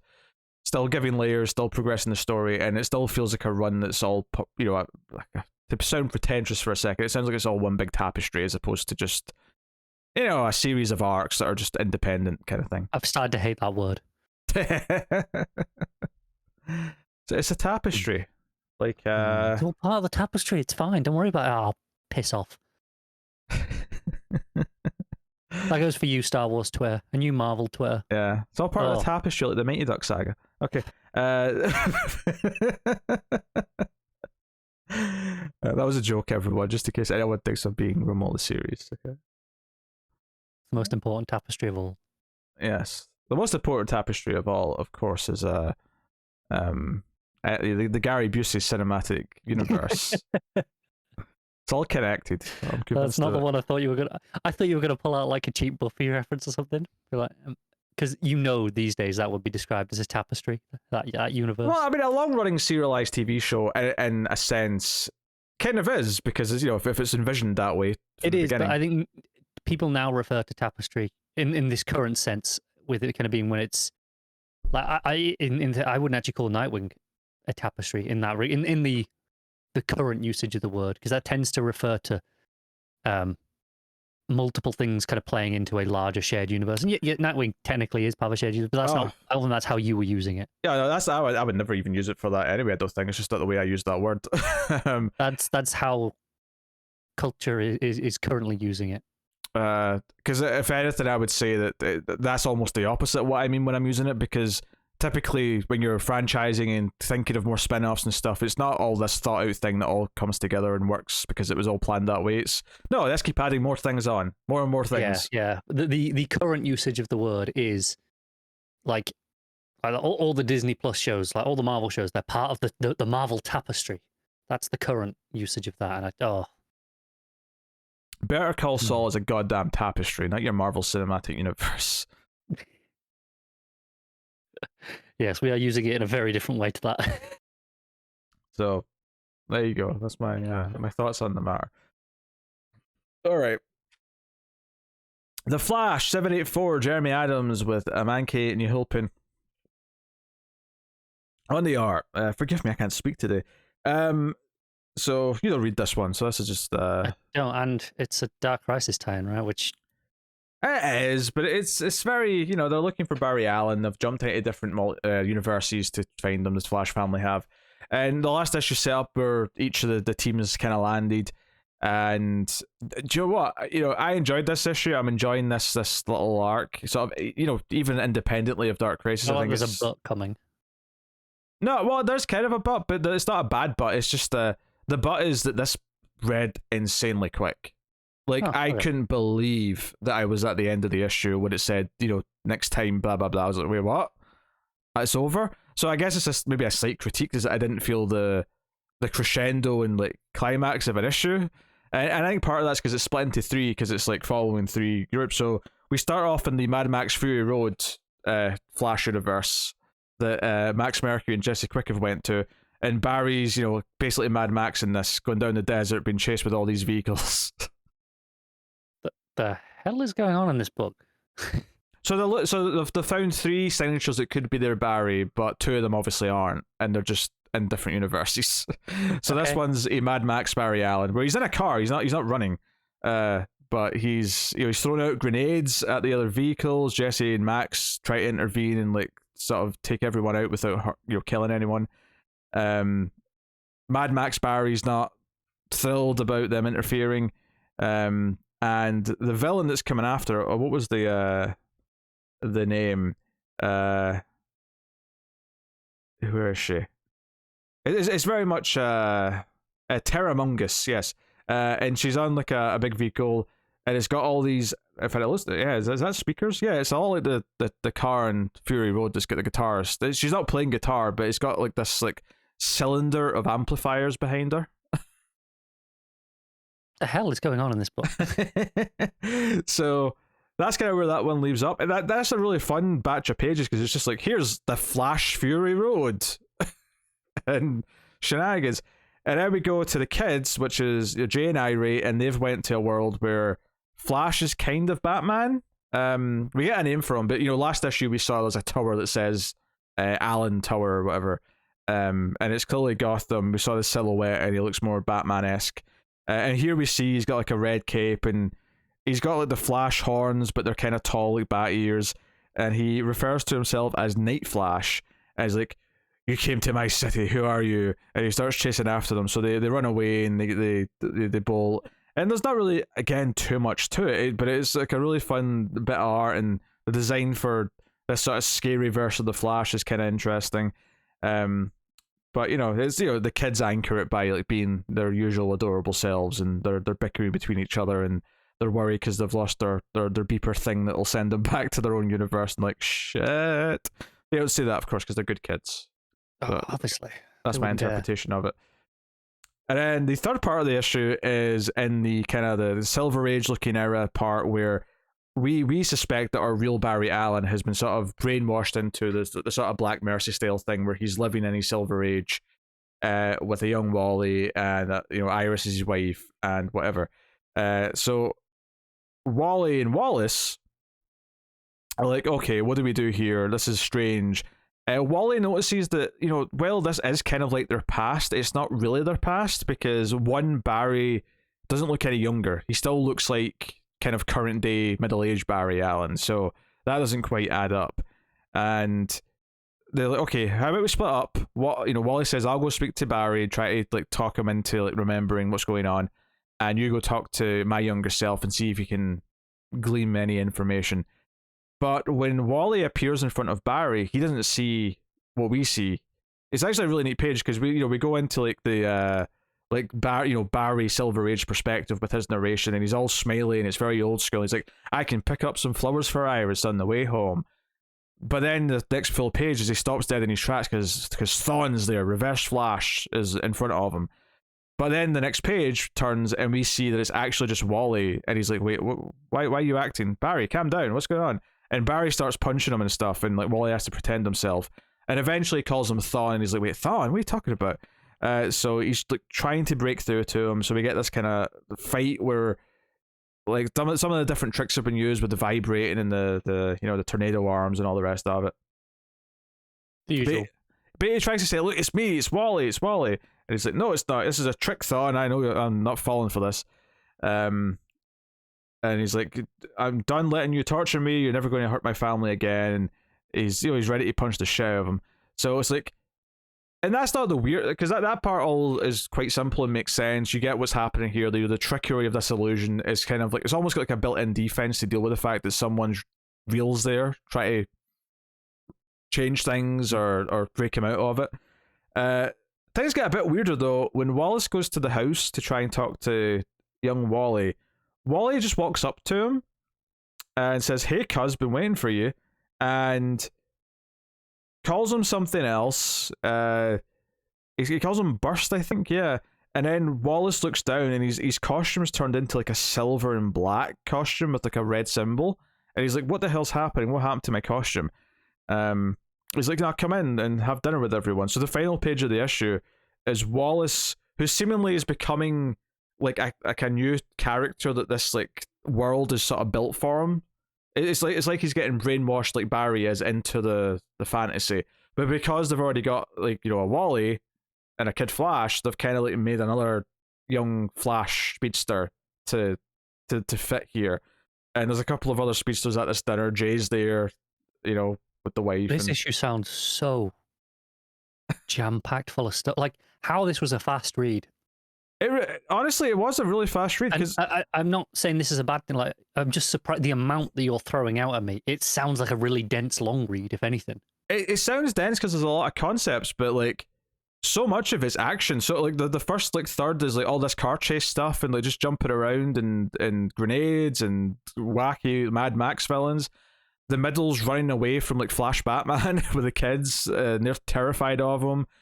And then this last third is all the Silver Age stuff, and like it's not actually like, I think it's a credit to the writing how much, like when you say it all out loud, how dense it sounds, but it doesn't feel dense at all when you're reading it. No, that's why I'm surprised. But that is, I'd say a good thing, aside from the fact that it felt like you were missing your crescendo. I guess because that's because it's cut in between the three things, kind of just starts over each time, right? Yeah, that'll be why it feels that way. Yeah, and that's why it's maybe got that one caveat. But I because I enjoyed the introduction to these worlds because the last issue was like the first half was like them all like discussing the plan. Okay, this is what we're going to do, and then all of your like 3 separate cliffhangers were okay. This is the worlds they've all ended up in. This issue was like okay, this like actually delve into like what's going on in these worlds. So I had a fun time. The art is good. I appreciate just the sort of the pin dots and all that stuff in the Silver Age part just to make it feel really different with the muted colors. It looks really good. The Flash Batman stuff does feel like a sort of Batman comic in terms of its visual style, which is neat. And then the Mad Max stuff is just like, okay, what movie do we want to do a homage to? Let's do Mad Max Fury Road. All right, let's just go nuts and have fun with it. So I had a good time. I suspect Matt probably would have done as well. Matt gave his thoughts on a couple of things. Briefly. Very, very brief thoughts. Very brief thoughts. He enjoyed Nightwing. We didn't mention that. Yeah, he enjoyed Nightwing. That's all I said about Nightwing, which not surprising. I assume he probably enjoyed this. Yeah, I'm happy to give this a. I think I'll go 7.5. I won't give it quite the 8 because it did when I got to the end, I was like, oh wait, that was the end. That for that feeling and not feeling like it sort of like had like a full issue meal feel to it, I'll drop it down to 7.5.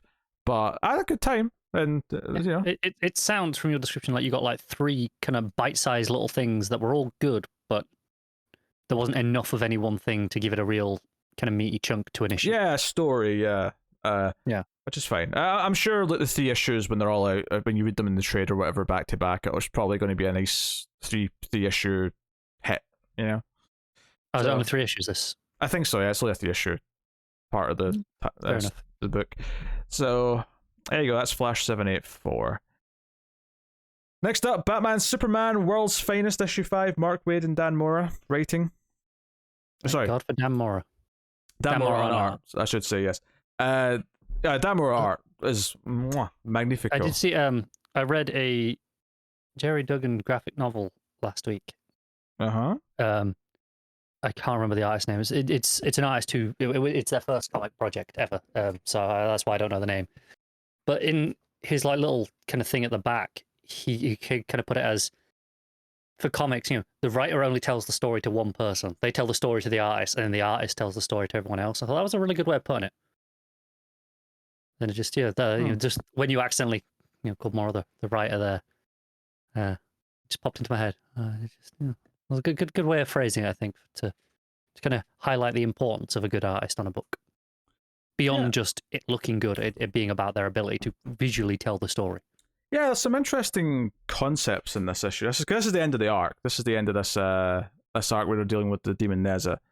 And I actually really like because the big cliffhanger last issue, which you weren't here for when we talked about this issue, is that, okay, we can seal Neza in this tomb, and this is like the magical orb thing we got from the past to do it.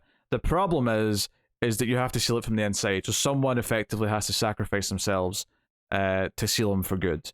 And it's like, okay, right, how do we solve that pickle? And the first half of this issue, well, maybe the first like third, is like, you know, basically everyone fighting over who's going to sacrifice. And Superman's like, I'll do it. And Batman's like, no, I'll do it because you're weak to magic. And then Supergirl's like, I should do it. And then Doom Patrol like, we're the expendable. The world needs Superman and Batman. Like, we're the Doom Patrol. It's kind of in the name, you know, Doom. Like, this is up our alley. And then of course Neza shows up, and there's fights. Supergirl kind of, you know, breaks the news that Robin got lost in time, and you know, I really enjoyed the art of like her sadness. I like Supergirl being such a major character in this. Actually, it's kind of nice because Supergirl's not got a book right now, so it's just nice to have a healthy dose of her somewhere. The big thing of this though is we get a lot of fighting with Neza. He takes over Superman at one point, so we get Superman versus Supergirl. He takes over Elastigirl at one point, and we get you know, her crushing Batman with her hand, and we get the sort of resolution that helps in the fight is that, and you know what, I'm going to make a reference here to the hit television show Buffy the Vampire Slayer. It is applicable. So it's a cheap reference. So it turns out you don't even know what the reference is yet. That's why it's cheap. It's not obvious enough. It's cheap. So it turns out Robot Man goes up and punches him, and it dazes him, and his hold over Superman finally breaks. And what they deduce from this is that, yeah, Neza like can't be affected by anything that exists, but that was when he was last out in the world, you know, hundreds of years ago. That doesn't count for new things like, you know, robotic technology, and you know, when Batman hears this, he pulls out some fancy gauntlet things. He's like, okay, this is some new shit I made. Right, this will keep him off his game for a bit. This is season 2 of Buffy when they're fighting the judge. You know, the villains, you know, resurrect this blue demon dude played by Brian Thompson, and he's like, oh, nothing can kill him. Nothing made by man can kill this demon.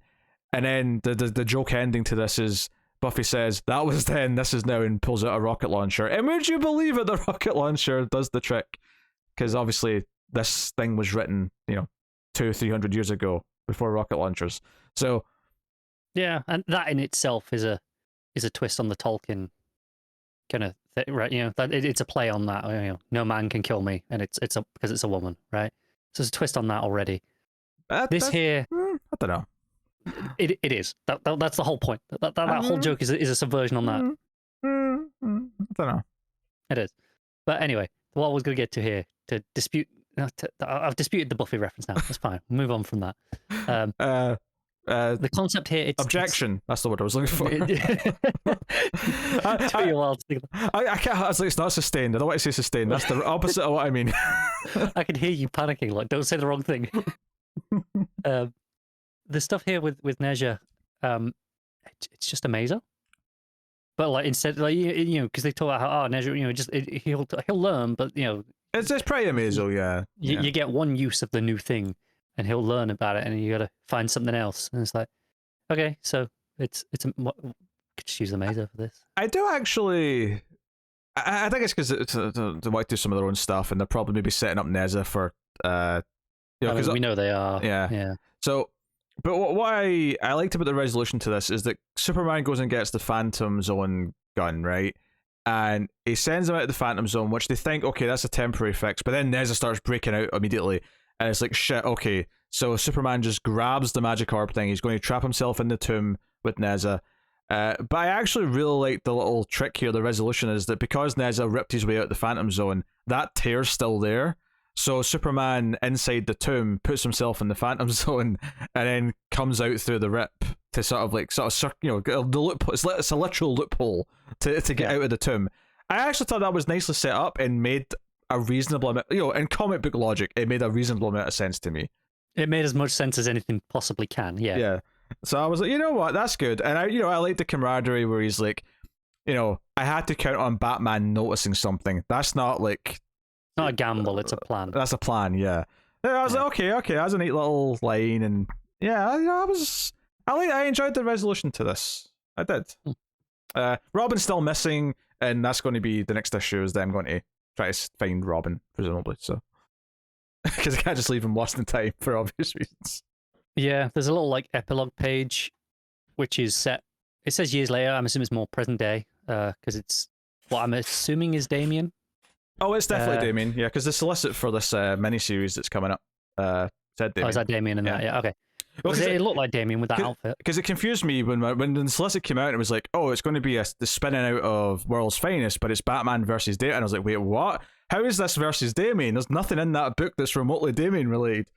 No, it's just this Nezha is the link, right? Yeah, and it turns out this buried tomb is actually on Lazarus Island. That's the link.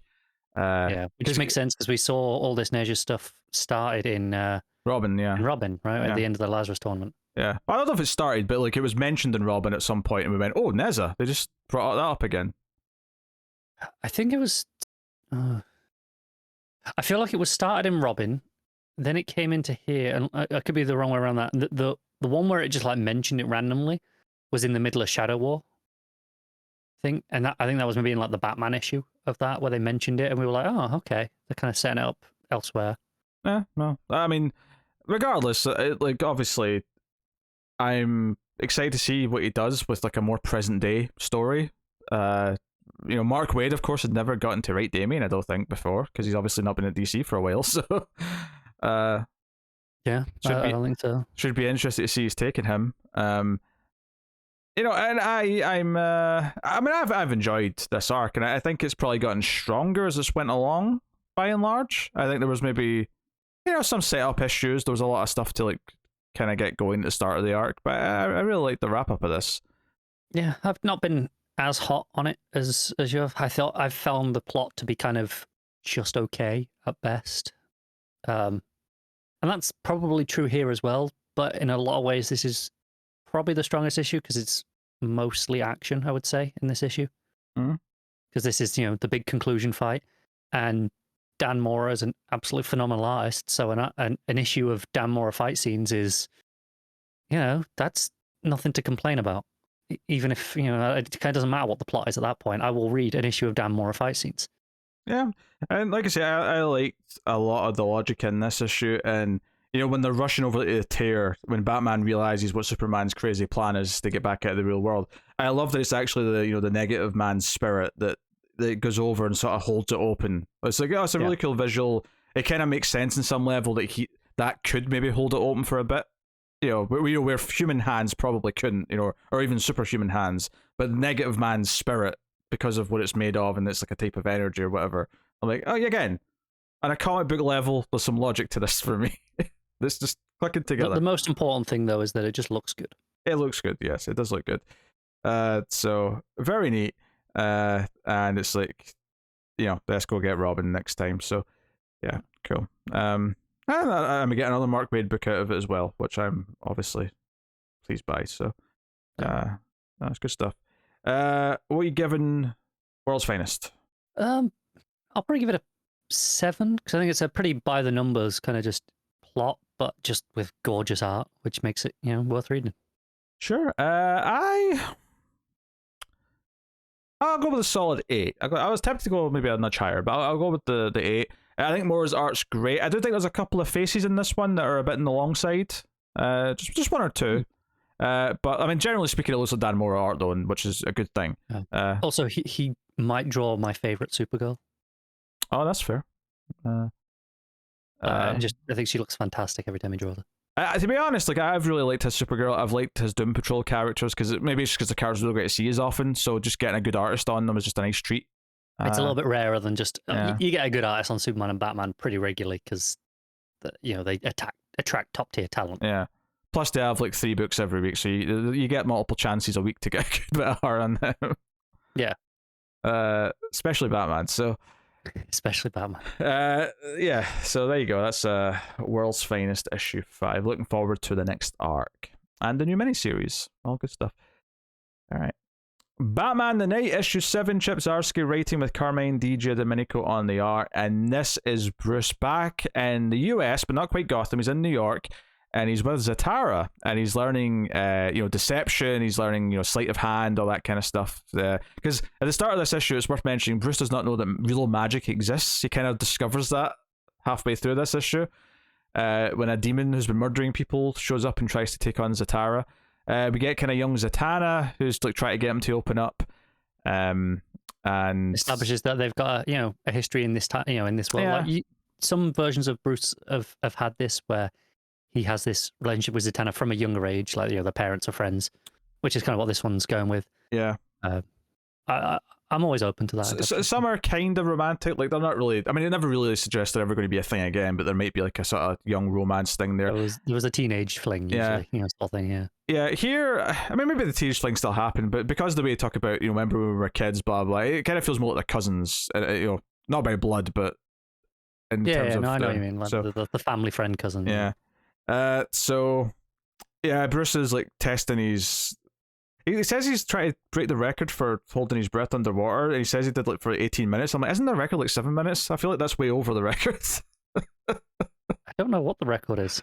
I could have swore it was 7 minutes was the record. Maybe I'm completely wrong. I mean, it probably is. Oh no, it is not. Oh, what is it? This was in a Croatian dude on the 27th of March, 2021. Record of 24 minutes, 37.36 seconds. And that surpassed the previous record by 34 seconds. So the previous record was still over 24 minutes.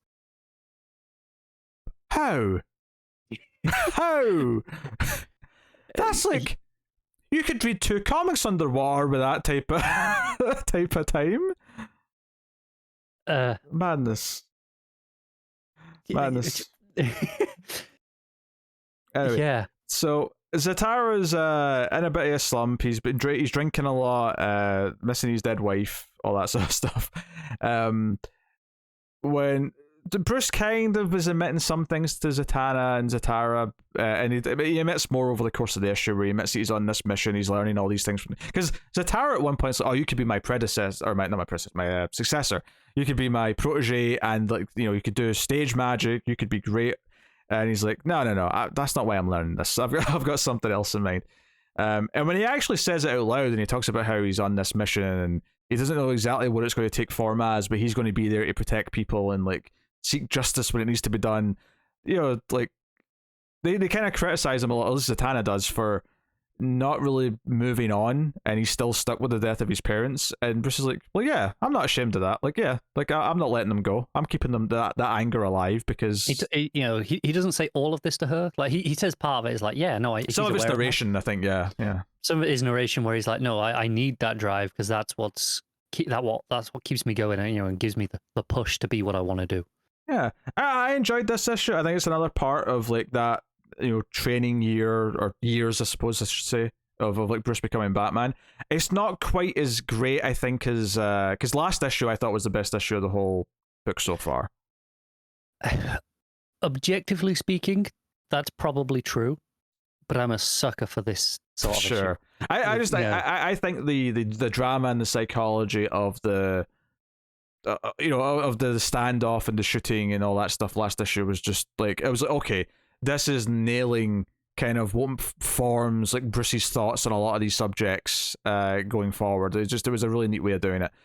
This is all perfectly solid stuff, and I had an entertaining time with it. I love the stuff at the end with him kind of accepting about, okay, this speaking to the dead idea was probably not the right idea. Yeah, because he steals a book that's about speaking to the dead. Once he knows magic's real, he sees all these real magic books, and he's like, oh, maybe I should learn to do this and speak to my parents. But then Zdarsky's like, we got real magic. We can share it. We're just sharing memories. And it just ends with he's going to tell him a story about his parents. Yeah, I think the most interesting thing about this issue to me is that when he finds out magic is real, within like 2 lines of dialogue, he turns to them and says, "Teach me. I need to be able to do this." And Zatara's like, perfectly in line with the version of Bruce that we've had so far. Absolutely. And I totally buy that Bruce at some point when he first knew about magic probably wanted to master it and use it as a tool in his arsenal. But this issue is very much about like, okay, this is why he probably shouldn't do that and why he was swayed away from it. And of course it's like, yeah, like, and also part of it as well is that when the demon shows up, he's able to sort of take it down. He's like, you know what? It's a demon, but it's still a criminal. Fundamentally, like, a lot of my logic and tactics will still work here. Yeah, when he first sees it, he's kind of terrified because, like, what the hell is this? Yes. But by the end, he's like, okay, I understand this. I can fight this, even if I'm not the magic user. There's also a brief moment where he's looking for like wires and projection. Like, he's looking for the smoke in the mirrors. He thinks it's not real for a bit.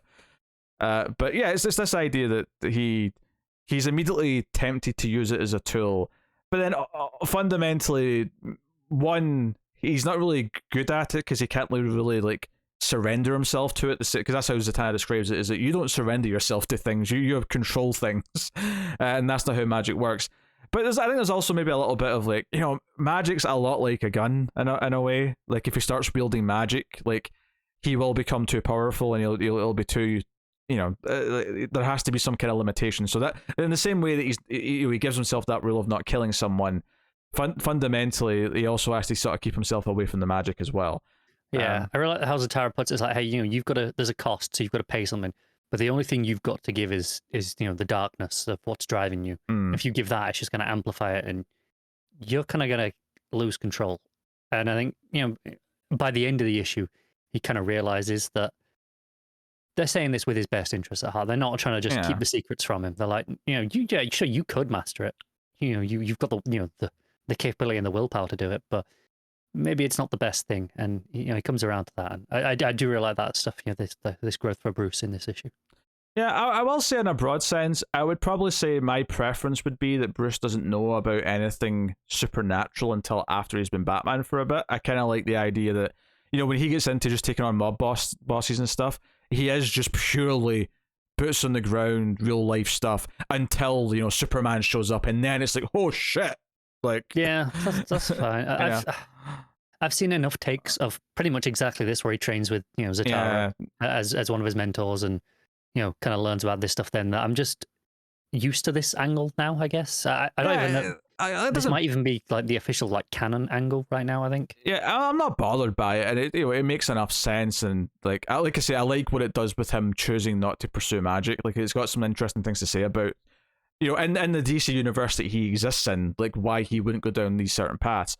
But if I was like having my way and I was the one constructing the story in some way, I would probably wait until after he's already been Batman for like a year or two before he encounters either an alien or a magic character or something like that, I get that. I think for me, I like this one more, not because I want him to, encounter all the supernatural stuff earlier, because I'm not. I also like the idea. Let's start low level, but I also really like the the versions where he has this past history with Zatanna when they're younger, and he's had that training, and the fact that he knows to go and call on Zatanna and that magic's real by that, that he's got someone to refer to when something first affects Gotham, kind of means implicitly he has to have had some experience with this before to have that knowledge. So it's kind of a trade-off. Yeah. I think part of me likes the idea that Superman's the first thing he ever sees that's not just normal. Like, he's fought like super villains in the sense that he's fought the Joker by that point. He's maybe he's a character Bane who's enhanced a little bit with drugs, but you can't really have Clayface then, I guess, until after Superman, which is by fair. your logic. Clayface can be later. That's not a big deal, I don't think. Because you can still have Joker, Two-Face, Penguin, Scarecrow. all those ones.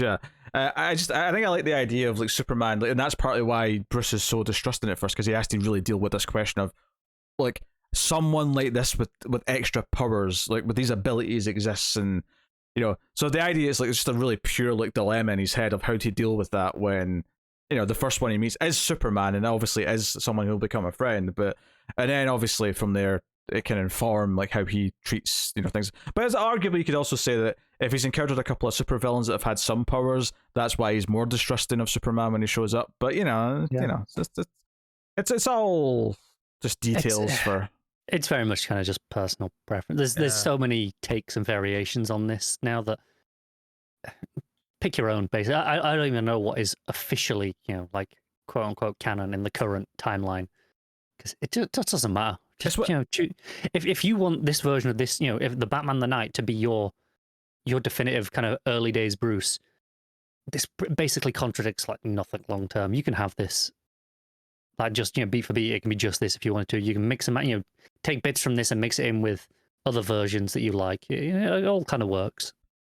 Yeah. It's basically just whoever's writing the current book gets to decide what's in continuity, and then it'll shift and mold as time goes on. You say that in reality, or at least it should be. It's whoever's editing the books gets to make those decisions. True. You know what I mean, though. Like, yeah.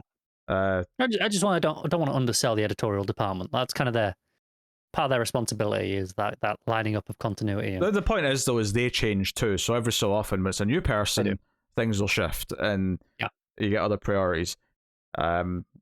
So yeah, but no, it was a solid enough issue. Yeah, I really liked it, and I actually think Giandomenico's art, obviously he's been great the whole book because his art's pretty spectacular. I think when we start getting the magic stuff, where he's kind of got the sigils coming out, it's very Doctor Strange-esque coming out of his hands. I think that stuff looks amazing with the colors, the way it pops. I think it's so different to everything else we've had in this book that it really stood out, and it's really vibrant. I think it just looks amazing. Yeah.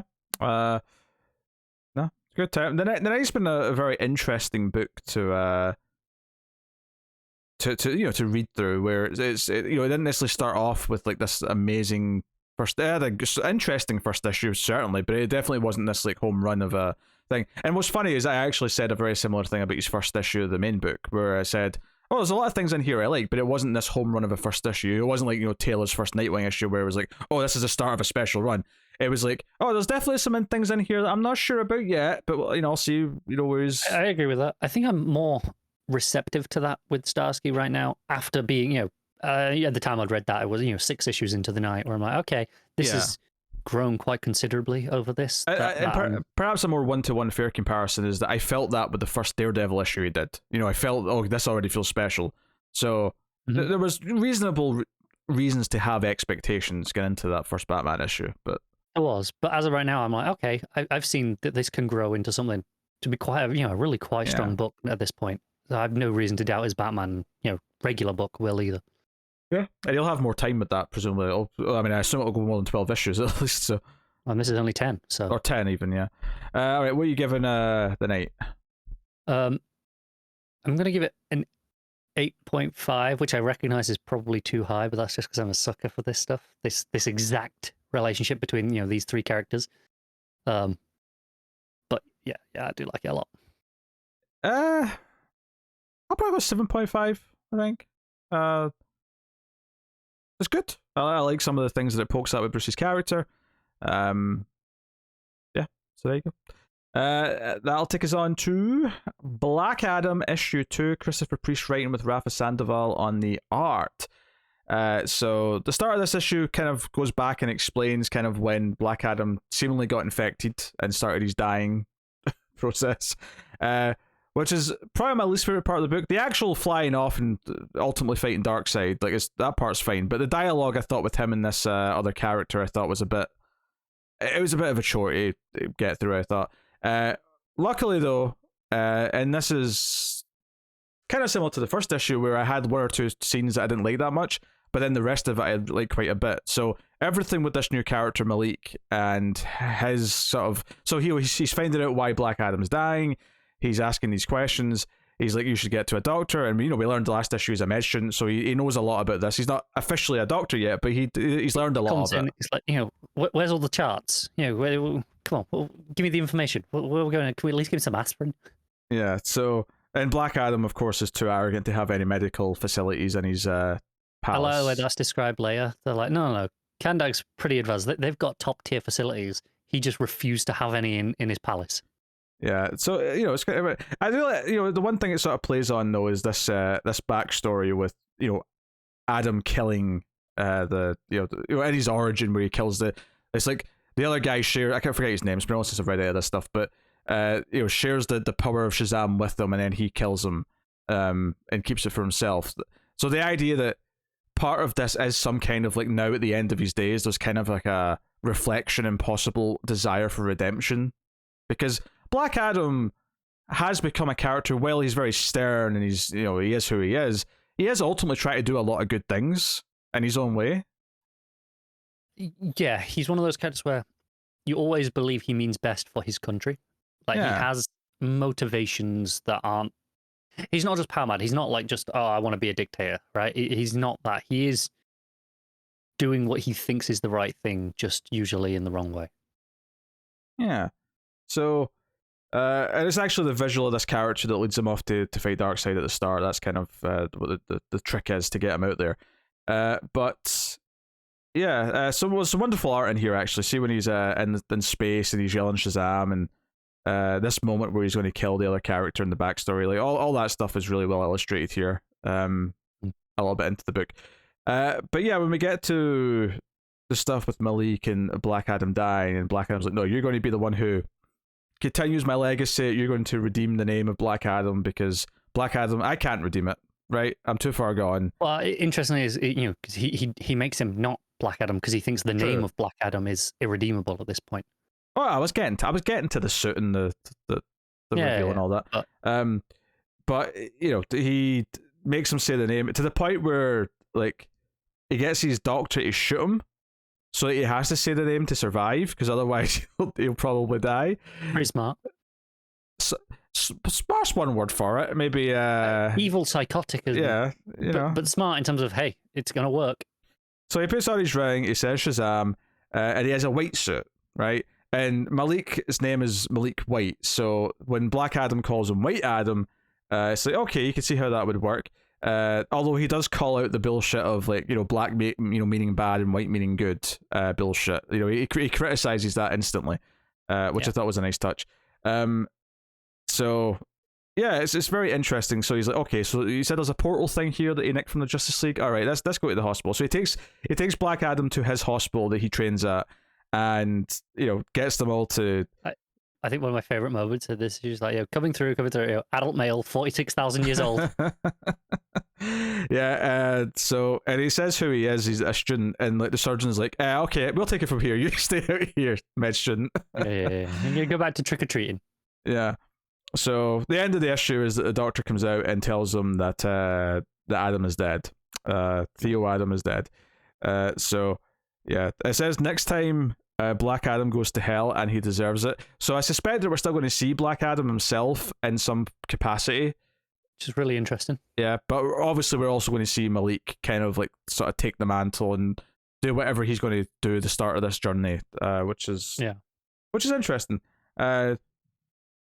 So no, I like a lot of this book. I really do. I think my opinion in the first issue was weird human, the human side of Black Adam, and he's just like, he's got the cane. Oh, I liked that stuff a lot. I was a bit weird about it. Maybe it's just because we never see his human side, and he's just always Black Adam. I know there was a lot of interviews before he came out with Priest talking about how he loves that side of it. And, kind of compared it to the Donald Blake stuff in Thor, which has also kind of not really been a thing in quite a while. Like, he's like, I'm bringing it back, and I kind of loved it. But I really liked all the other stuff it did. I liked, the Black Adam seemingly wanting to make some changes. The new character Malik, I think, was entertaining. Pretending to be a doctor to a patient. And an asshole. It was like a white supremacist patient that he was pretending to be a doctor for, just to mess with him, and then he get into trouble, of course, for that, right? So it really set up his character as being, a bit of a jokester, but in a well-meaning way, though, because obviously he's making a point when he's doing that. So here in this issue, like seeing this all kind of thrust upon him when he doesn't really want it, I could see a good, interesting character growth over the course of this 12-issue run of setting this character up. I'd hope that maybe there is plans for something with this character after this book, in some capacity. Maybe I wouldn't be surprised if by the end of it he kind of gives up the power. I could see that happening too. But if he still has the power by the end, it's not so much that I'm saying there should be another solo series just for him or a sequel series or whatever, but just the idea that he will, still be Kandak. He will still pop up in stories when it's relevant and things like that. Like, I do wonder, because we're getting, Mary Marvel, because I'm not sure if that's in continuity, that Mary Marvel story that's coming up. But if it is, I wonder if we get some sort of Shazam overall thing after both are done. Maybe we'll get some. Yeah, I mean, who knows where this sits in continuity either right now, given there's a lot of Black Adam stuff going on, right? It's kind of ties into Dark Crisis, because this him going off to fight Darkseid is the Great Darkness. That's literally. Oh, yeah. So this is more or less present day, maybe slightly later than present day. Has to be slightly later, because he's still kicking around after that, right? And Dark Crisis is, yeah. So yeah.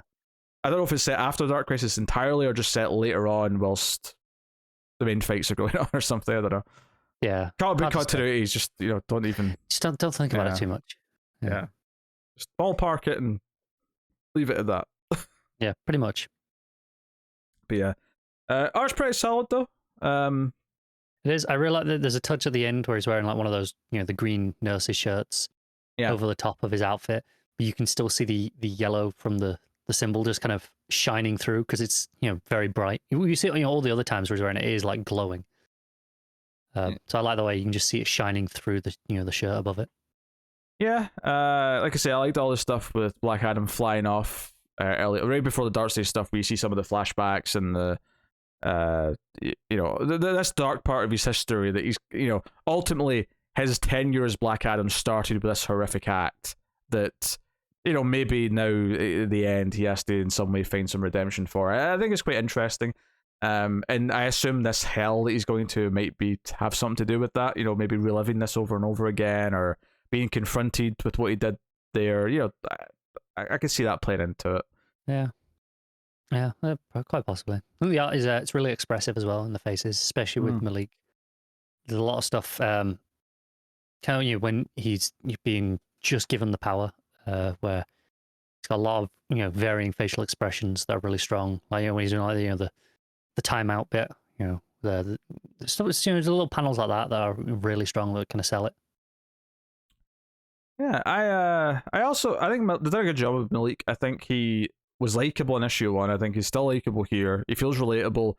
And I also kind of like the idea that we have a superhero of some kind who is a doctor, or even more interestingly, is someone who almost became a doctor, so has effectively a lot of the knowledge and skills, but is never officially, been credentialed, as it were. Dr. Midnight. I never said there was none. No. Just not something that's too common. But this is what makes it a little bit different, is the idea that he almost went down that path, that he got quite far in that path, and then obviously this is maybe he'll choose to go back to his life by the end of this, but at least right now it feels like he's swerving out of that into, I don't know, dictatorship. Is that fair to say? Yeah, we'll see. But maybe he'll try and change that, obviously. Maybe he'll shake up. Maybe that's how he, his legacy, he changes how Kandak runs. Yes, we're going to have a vote this time, Kandak. Yay! There's a vote. And he'll win 100% of the vote, not because he does it in shady, but because they all assume because they're used to Black Adam that there'll be consequences. He won't even run. They'll just all write in. Oh dear. But no, I'm enjoying the book. I think I preferred issue 1 slightly because I was enjoying the Theo Adam stuff, but yeah, I'm still digging it. Yeah, I think, do you know what I think I like as well that I know it's 12 issues, and because his Deathstroke was really good at times, but it also was like really, there was a lot of it. And I do need to go back and finish. I got further than you did. I need to go back and finish it. But I think it's fantastic. Everything I've read in it. I think everything in it that I read was great. It just didn't read very well monthly. I think it was, very dense, and you needed to pay attention to a lot of things. So I think if I go back and read it all, it'll probably be great.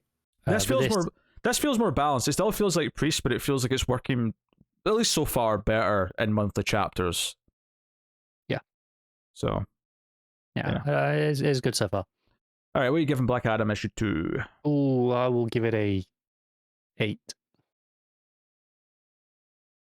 Yeah, I think I'll agree with that. I'll give it an 8 out of 10. There you go.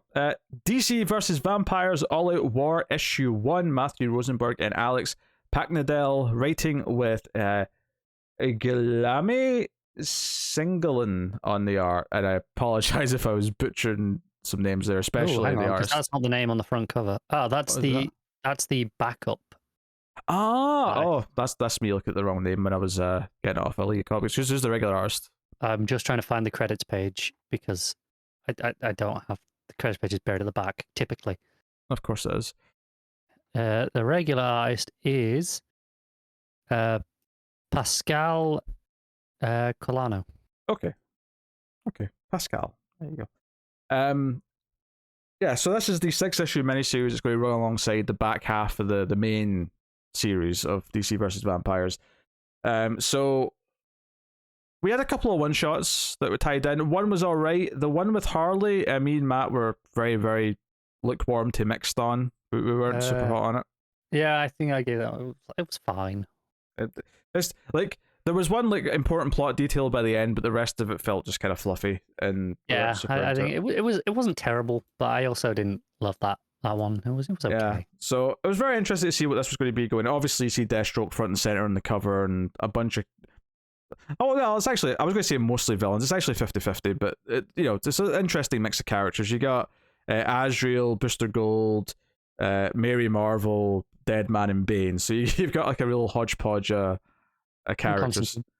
And Constantine, yeah. So this is black and white with red highlights, basically, as the art style. Which is interesting. I think this is a perfectly valid art style, but you have to actually like draw to facilitate that that's what it's going to be in the end, if that makes sense. The same way that when you're shooting a black and white movie, you light the scenes a bit differently because it's black and white.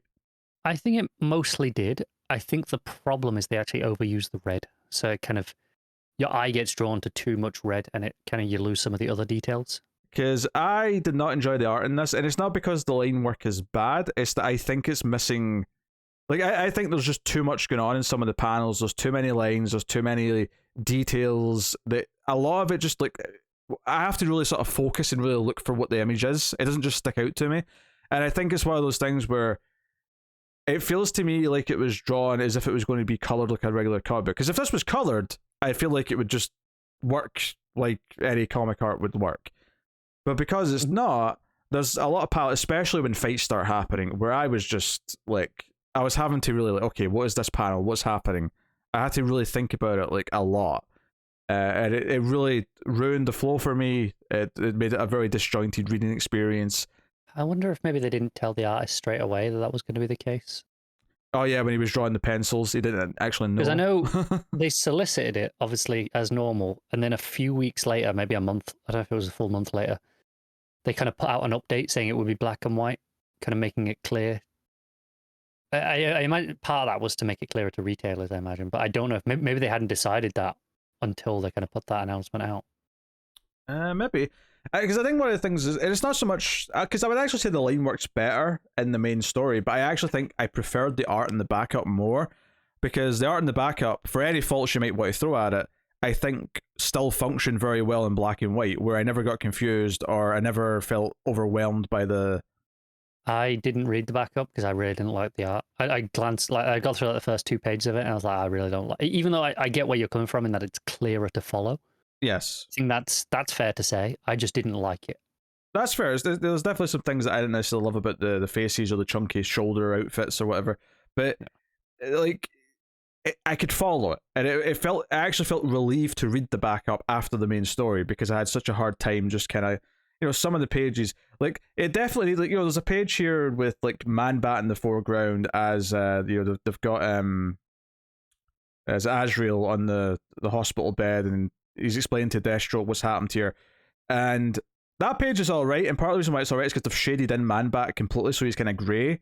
So there's a good separation between the characters, and so that's one of the better pages of the book, I thought. Whereas some of the other ones where it just feels like a mess of lines at times, and obviously it isn't. The artist obviously put a lot of effort and time into it, but it just, I feel like when you're in black and white, you do have to have some like just simple shapes and blocks and things to sort of separate like more complicated parts of the scene. It definitely just, there's this pretty early on still, we're in the fight in the caves. There's a scene where I think Azrael gets his face kicked. It's one panel in the bottom right of the page. So it's the page after Blue Devil gets stabbed. The bottom right panel. He's getting his face kicked in. There's a lot of like speed lines around the panel, and I had to think really hard to see that was a foot, like a boot, like the sole of a boot kicking him, because I couldn't see it through all the speed lines. Whereas if that was just coloured, with the typical comic colour, the separation of all the layers. Yeah, it'd be obvious. Probably would have been pretty clear. Yeah. So it's just it kind of hindered my enjoyment a little bit, because I like some of the ideas in here, which is Deathstroke is leading a team to the last known Lazarus pit because he wants to bring back Batman, because the world needs Batman. And I was like, okay, the idea that Slade Wilson is the one who's like doing this really hopeful thing, like, I need Batman. Like, Batman's it's kind of in a weird, uniquely selfish angle as well, though. Like, it's, the world needs Batman because Batman's going to be good at it, but it's not just that it's like, this council we got leading us, there's too much indecision, we need someone that everyone will respect to kind of make these decisions and just kind of make the calls. There is a sense of logic to that as well that makes sense. Like, I kind of get it. It's a bit cold-hearted, but I get it. So I really like that part of it, because it's a really interesting beat to play with Slade. That's a bit, not different, but at the same time, you can sort of see how it fits with his sense of the world, his worldview. Yeah. The other part of it as well is that there's only one Lazarus pit left because the vampires have like destroyed the rest of them, which is an interesting concept. And then later on, you find out part of the reason why is because the Lazarus pit actually cures the vampirism. Like, it cures Azrael of being a vampire, because he's a vampire when he shows up. And then he gets kicked out of the Lazarus pit, and lo and behold, he's human again. So it's like, okay, that's why they don't like Lazarus pits, is they don't want people coming back. Makes sense. So it's like, okay, this is some interesting concepts. And I like that they left one as bait. Yeah. That also makes sense. Yeah. So those ideas are all neat, and then we're introduced to all these other characters that are hanging out in this space where Deathstroke and that are hanging out. Again, it's made up of some villains, some C-listers, Captain Atom's like making some solar energy to help grow some vegetation and give people some vitamin D. Presumably keeps them a bit safer from vampires as well. Yeah, you would assume. Booster Gold's looking all kind of future and like haggard. He's got a goatee, mohawk. Yeah, he's all tough looking. I'm kind of digging the booster look. I'm not gonna lie to you. But yeah, so of course there's a big thing here where one of the characters, who was it? It was Damage, did turn into a vampire during the big fight and attacks the others, kills Vigilante, whilst the others are having a meeting, so chaos starts to reign, and we find out vampires have got like farms where they've just got, it's almost like the Matrix, where they've just got people in like big pods, and this is the only place where they allow sunlight because it has to. They need sunlight to grow the humans, or the food for the humans specifically, I should say. So everything's going all, and then at the end, Damage goes up to try and kill Captain Atom, who's generating the sunlight. And which I do think is actually a really strong page. That final, with everything going red, kind of behind them. Yeah. It gives a sense of impending doom because he's like, he's basically turned him into a giant nuclear reactor, and so things are about to go very, very bad. As the end of the issue, as Deathstroke's trying to debate with the others about what to do next. Yeah. So, yeah, I had a hard time with this issue because I really did not enjoy the art, or at the very least, I didn't. I had a hard time seeing the art, so I just kind of was annoyed a lot. Yeah, I get that. Do you want to know what annoyed me though? And this is really petty, but do you know what really annoyed me the most? Is they screwed up the very first caption. Like everything in the book, is I could forgive a lot of things, but you can't mess up your very first thing in the book. So it opens and it's showing us, these are the characters we got. It has a little box explaining all of them.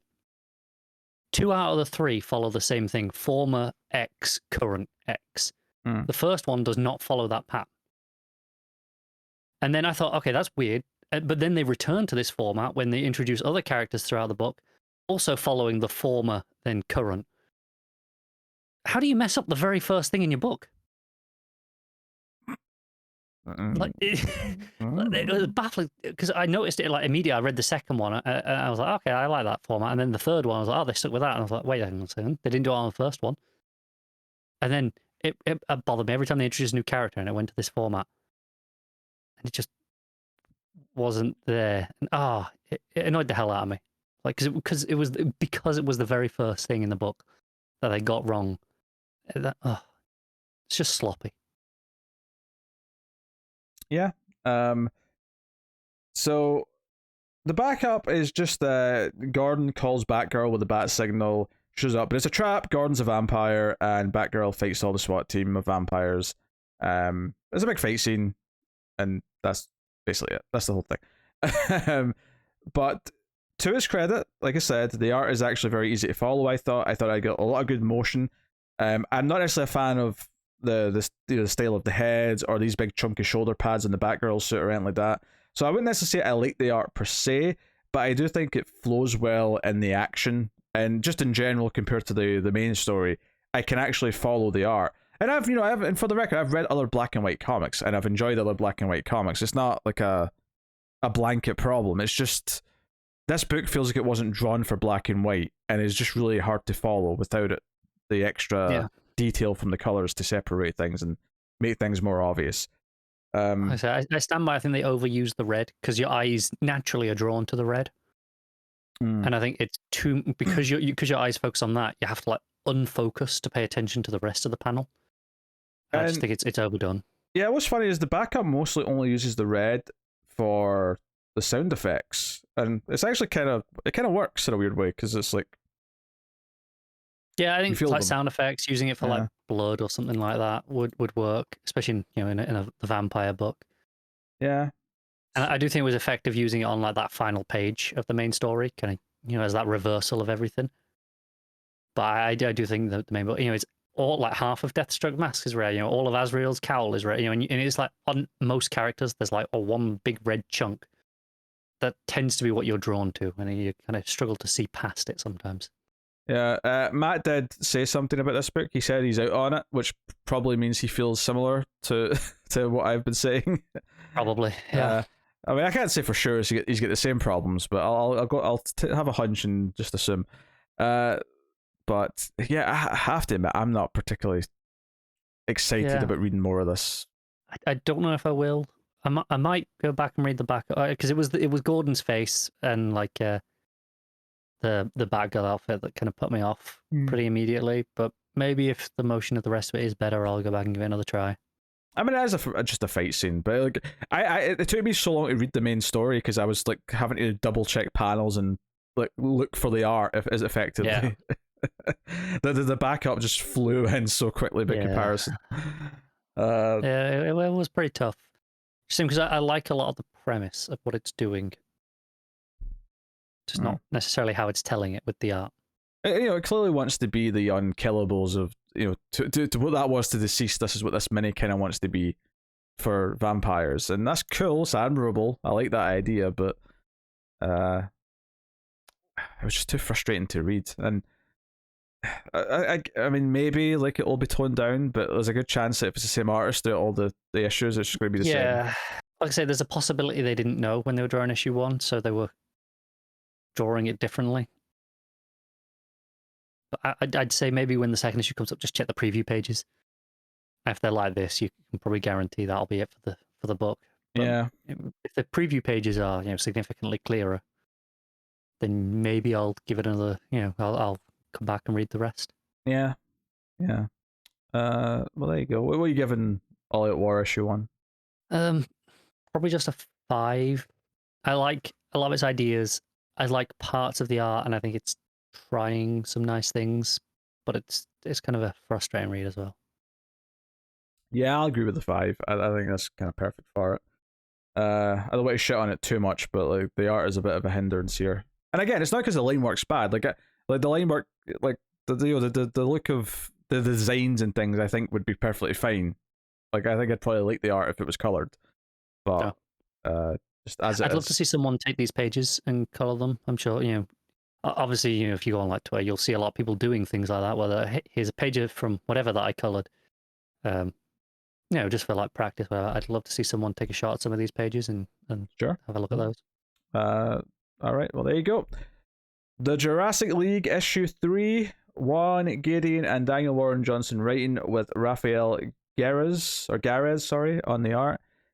So it's not Gideon or on the art again for issue 3. This was the book I saved for last, thinking, Jurassic League, nice little fun little romp to kind of finish me off. Mm-hmm. And oh boy, this art, it's rough. It's not, it's definitely nowhere near as good. Oddly, I think it does a reasonably good job of feeling like it's in the style of the regular art, even though it's nowhere like. No, I disagree. I think it's the colors that are in the same style. But because I went back and checked because I was like, am I imagining just how different this is? So I went back and looked at the previous issue, and the line work on the previous it's clean. Yeah. It's like really clean. This is just I never went back and checked. I did definitely notice that it wasn't as good though. What was particularly sticking out to me though was that the action was a bit harder to follow. Maybe not quite as much as the book we just talked about, but there was definitely moments when there was action scenes where there was so many like characters just moving quick and grabbing hold of each other that instead of having a flow where I was like following like an action sequence, I was just kind of like getting a mess of different panels of like fighting going on. Yeah, this lost pretty much everything that I loved about it. There was not much in the sense of dynamic layouts, not really. I found it really hard to follow with this really I don't want to call it bad arcs. I don't think it's bad. I think it's bad for this book. I don't want to say it's bad, but it's very different. It's very chunky. It's very rough. Whereas previously, it's really strong, bold, smooth lines. This is a lot heavier on the inks, a lot heavier shading going on. Like all the characters, you feel all the bumps on the dinosaur skin, whereas the texture of them previously was a lot smoother. And I really struggled to enjoy this issue kind of at all, unfortunately. Yeah, the book, you've got basically two groups of characters having their own fights. We get a more concrete introduction to the Flasheraptor, whatever he's called, and the Green Torch, who then interact a bit with the Aqua Inks. And I did kind of get a chuckle out of this issue because the Aquanix started to feel like the Deep from the boys, in that it's like he thinks he's protecting the dolphin. The dolphin's healing, it's had a rough time, but it's better now. And then just as he says that, Joker Zard comes up and just starts munching on it. Yeah, and I got a bit of a dark chuckle out of that. If I'm honest. It was very much back to Aquaman being the butt of the joke sort of take on this. So yeah, so they're all fighting. Who are the other villains that are here for that? You've got Atrocitaurus, who was introduced before. So that's cool. Yeah, you got all these fighting going on, and then we eventually cut back to the others, which is Super Saur and Batsaur or whatever he's called. So yeah, and there's stuff in here. Wonder Dawn's there as well, and Giganta's going after the humans, and Super Saur's jumping out to save them. Other than that, it's a lot of fighting. I guess the main plot points I would say that come out of it is that Batsaur does go to question one of them and gets kind of vicious about it, and like the others are a bit, hey, you can't do that, and Wonder Dawn's like, hey, I've got the lasso here, like this will make him tell the truth, you don't need to interrogate him. So that's kind of the main dramatic beat I got out of it. It is a shame though, because the issue is like 80% combat, and the combat's not that fun to look at because it's not. It's kind of, it doesn't flow very well, I guess, is the ultimate problem. Really didn't enjoy the Bizarro lettering. That's fair. It was kind of fine at first in small doses, but by the time you got to like the last couple of pages, where it's the problem is he's the one that gets the lasso and has to deliver all the exposition. Yeah. Once we're at that point, that's a hard page to read, because at first it was just like one or two words, and mostly it was okay. But then I got to some words where I'm like, yeah, I actually have to think about what this is saying. I have to stop and actually look at the word as opposed to it just kind of going in. Yeah, like I still like the characterizations. Aquanink's like running after Jokazard and stuff like that, or looking for his trident because he's mad that it's been run away with. Like that's like I'm enjoying the characterizations. I'm still looking forward to the next issues, but I do hope that Gedeon's back on the art, because I wasn't super feeling it. All the villains keep talking about like their master, like the one they're doing all this for, and at the end it teases the egg that the master's in that's hatching. So I mean, are we getting some sort of dark side Asaurus or something coming out of the egg? I don't know. But I don't know. The way that it was describing the dark embryo, it really sounded like Galactus, and like he was the Silver Surfer Herald. Like, did you not get that vibe? Well, they said embryo, so I was thinking DC, so I was thinking maybe a Mesodiamond kind of thing. Maybe like it was the way that it's done this on other worlds. We go there, and we clean out the life. It just felt super Galactus-y the way it was being described. Yeah. That said, though, I feel like Darkseid's the likely one, just in that he tends to be considered to be the main like DC villain to use for things like this. Yeah. So maybe it's him coming at the egg. I don't know. Maybe it's the Gobbledygooker. That's another wrestling reference for people. I did chuckle a little bit at the Jurassic Park reference in this one. I'll go on. As bizarre as that, the embryo will find a way. It always finds a way. Obviously, it doesn't quite quote exactly, but close enough, especially as we're doing it with all the dinosaurs, that you get the reference. No, yeah, it works. So, okay, I'm still looking forward to the next issue. I just hope that either we have the regular artist back on the art, or it's a less combat heavy issue, because I don't think it would be much of a problem if it was just an issue of them talking to each other. It'd be less of less of a problem, but I would still not enjoy it personally. I'd still miss the regular artist. And I think it's really disappointing in a 6-issue mini. I would rather have had delays and just had Gedeon do the whole thing. Especially, thinking long term, this gets stuck in a trade. You go in your bookshop, you flick through it, and this is just especially if it's just the one issue in the middle, that's really jarring and kind of ruins that for me in terms of like long term sales of it. That's a shame. There's no denying it. Still didn't bug me as much as the vampires issue though. Oh, this bothered me a lot more, because at least that was the first issue. It was I didn't have expectations for that, whereas this, I knew what I was getting in for. Saved it for last, thinking that, and then more disappointing, perhaps, sure, but like just on a 1-to-1 comparison of like which annoyed my eyes more and hurt them more, because I would describe even this at points kind of hurt my eyes trying to follow the action, because it was just kind of a mess of things happening rather than any kind of flow. Yeah, no, I honestly, I think I preferred All Out War to this in terms of the art. If I had to pick one, interesting, that annoyed me less. All right, what you giving Jurassic League 3? Like a 4, which is really disappointing. But man, that art. I'll probably go more like a 5.5. I'm not going to be quite as nuclear negative as you, but it's definitely a lesser issue, and I think, but because it is mostly just an art problem, like I feel, happy and confident enough that it'll get back to form. I am hopeful the next issue is back to a regular artist, and now we'll get this. Other than the unfortunate long-term implications, but like it's not making me drop the book. Yeah, but yeah, I really didn't enjoy reading this one. that's a shame. That's a shame. But there you go. Well, that'll take us out of the part of the show. We pick our favorite stuff of the week, favorite panel / moment, favorite art, favorite cover, and of course, top 5 books. So, panel / moment, Connor, what do you have? Give me a second because I forgot to look at any of these. What did I like? Do you know what? I'm actually going to go from Black Adam, that line where he's like, male, 46,000 years old. Just it made me chuckle.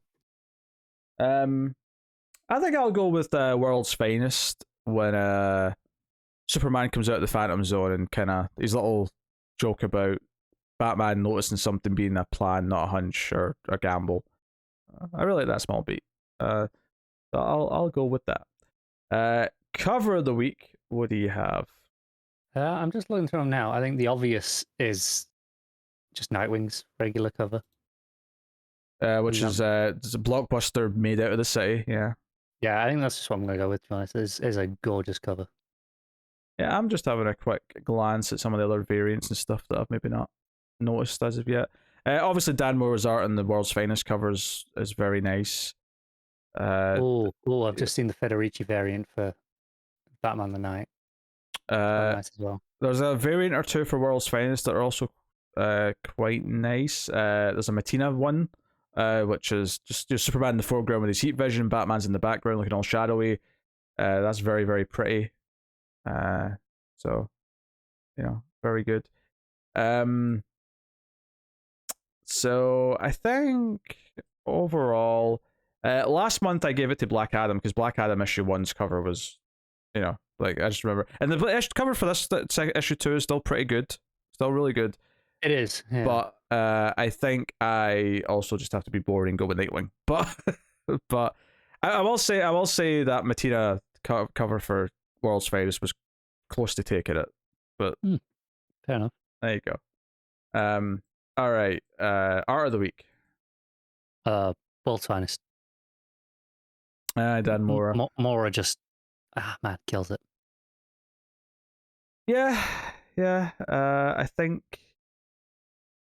I'd go with that. Although I think Borges for Nightwing is close though. Like, I still think his art's really good. But it's good, but it's not Mora. Yeah, but I will agree with Mora. All right, top 5 books.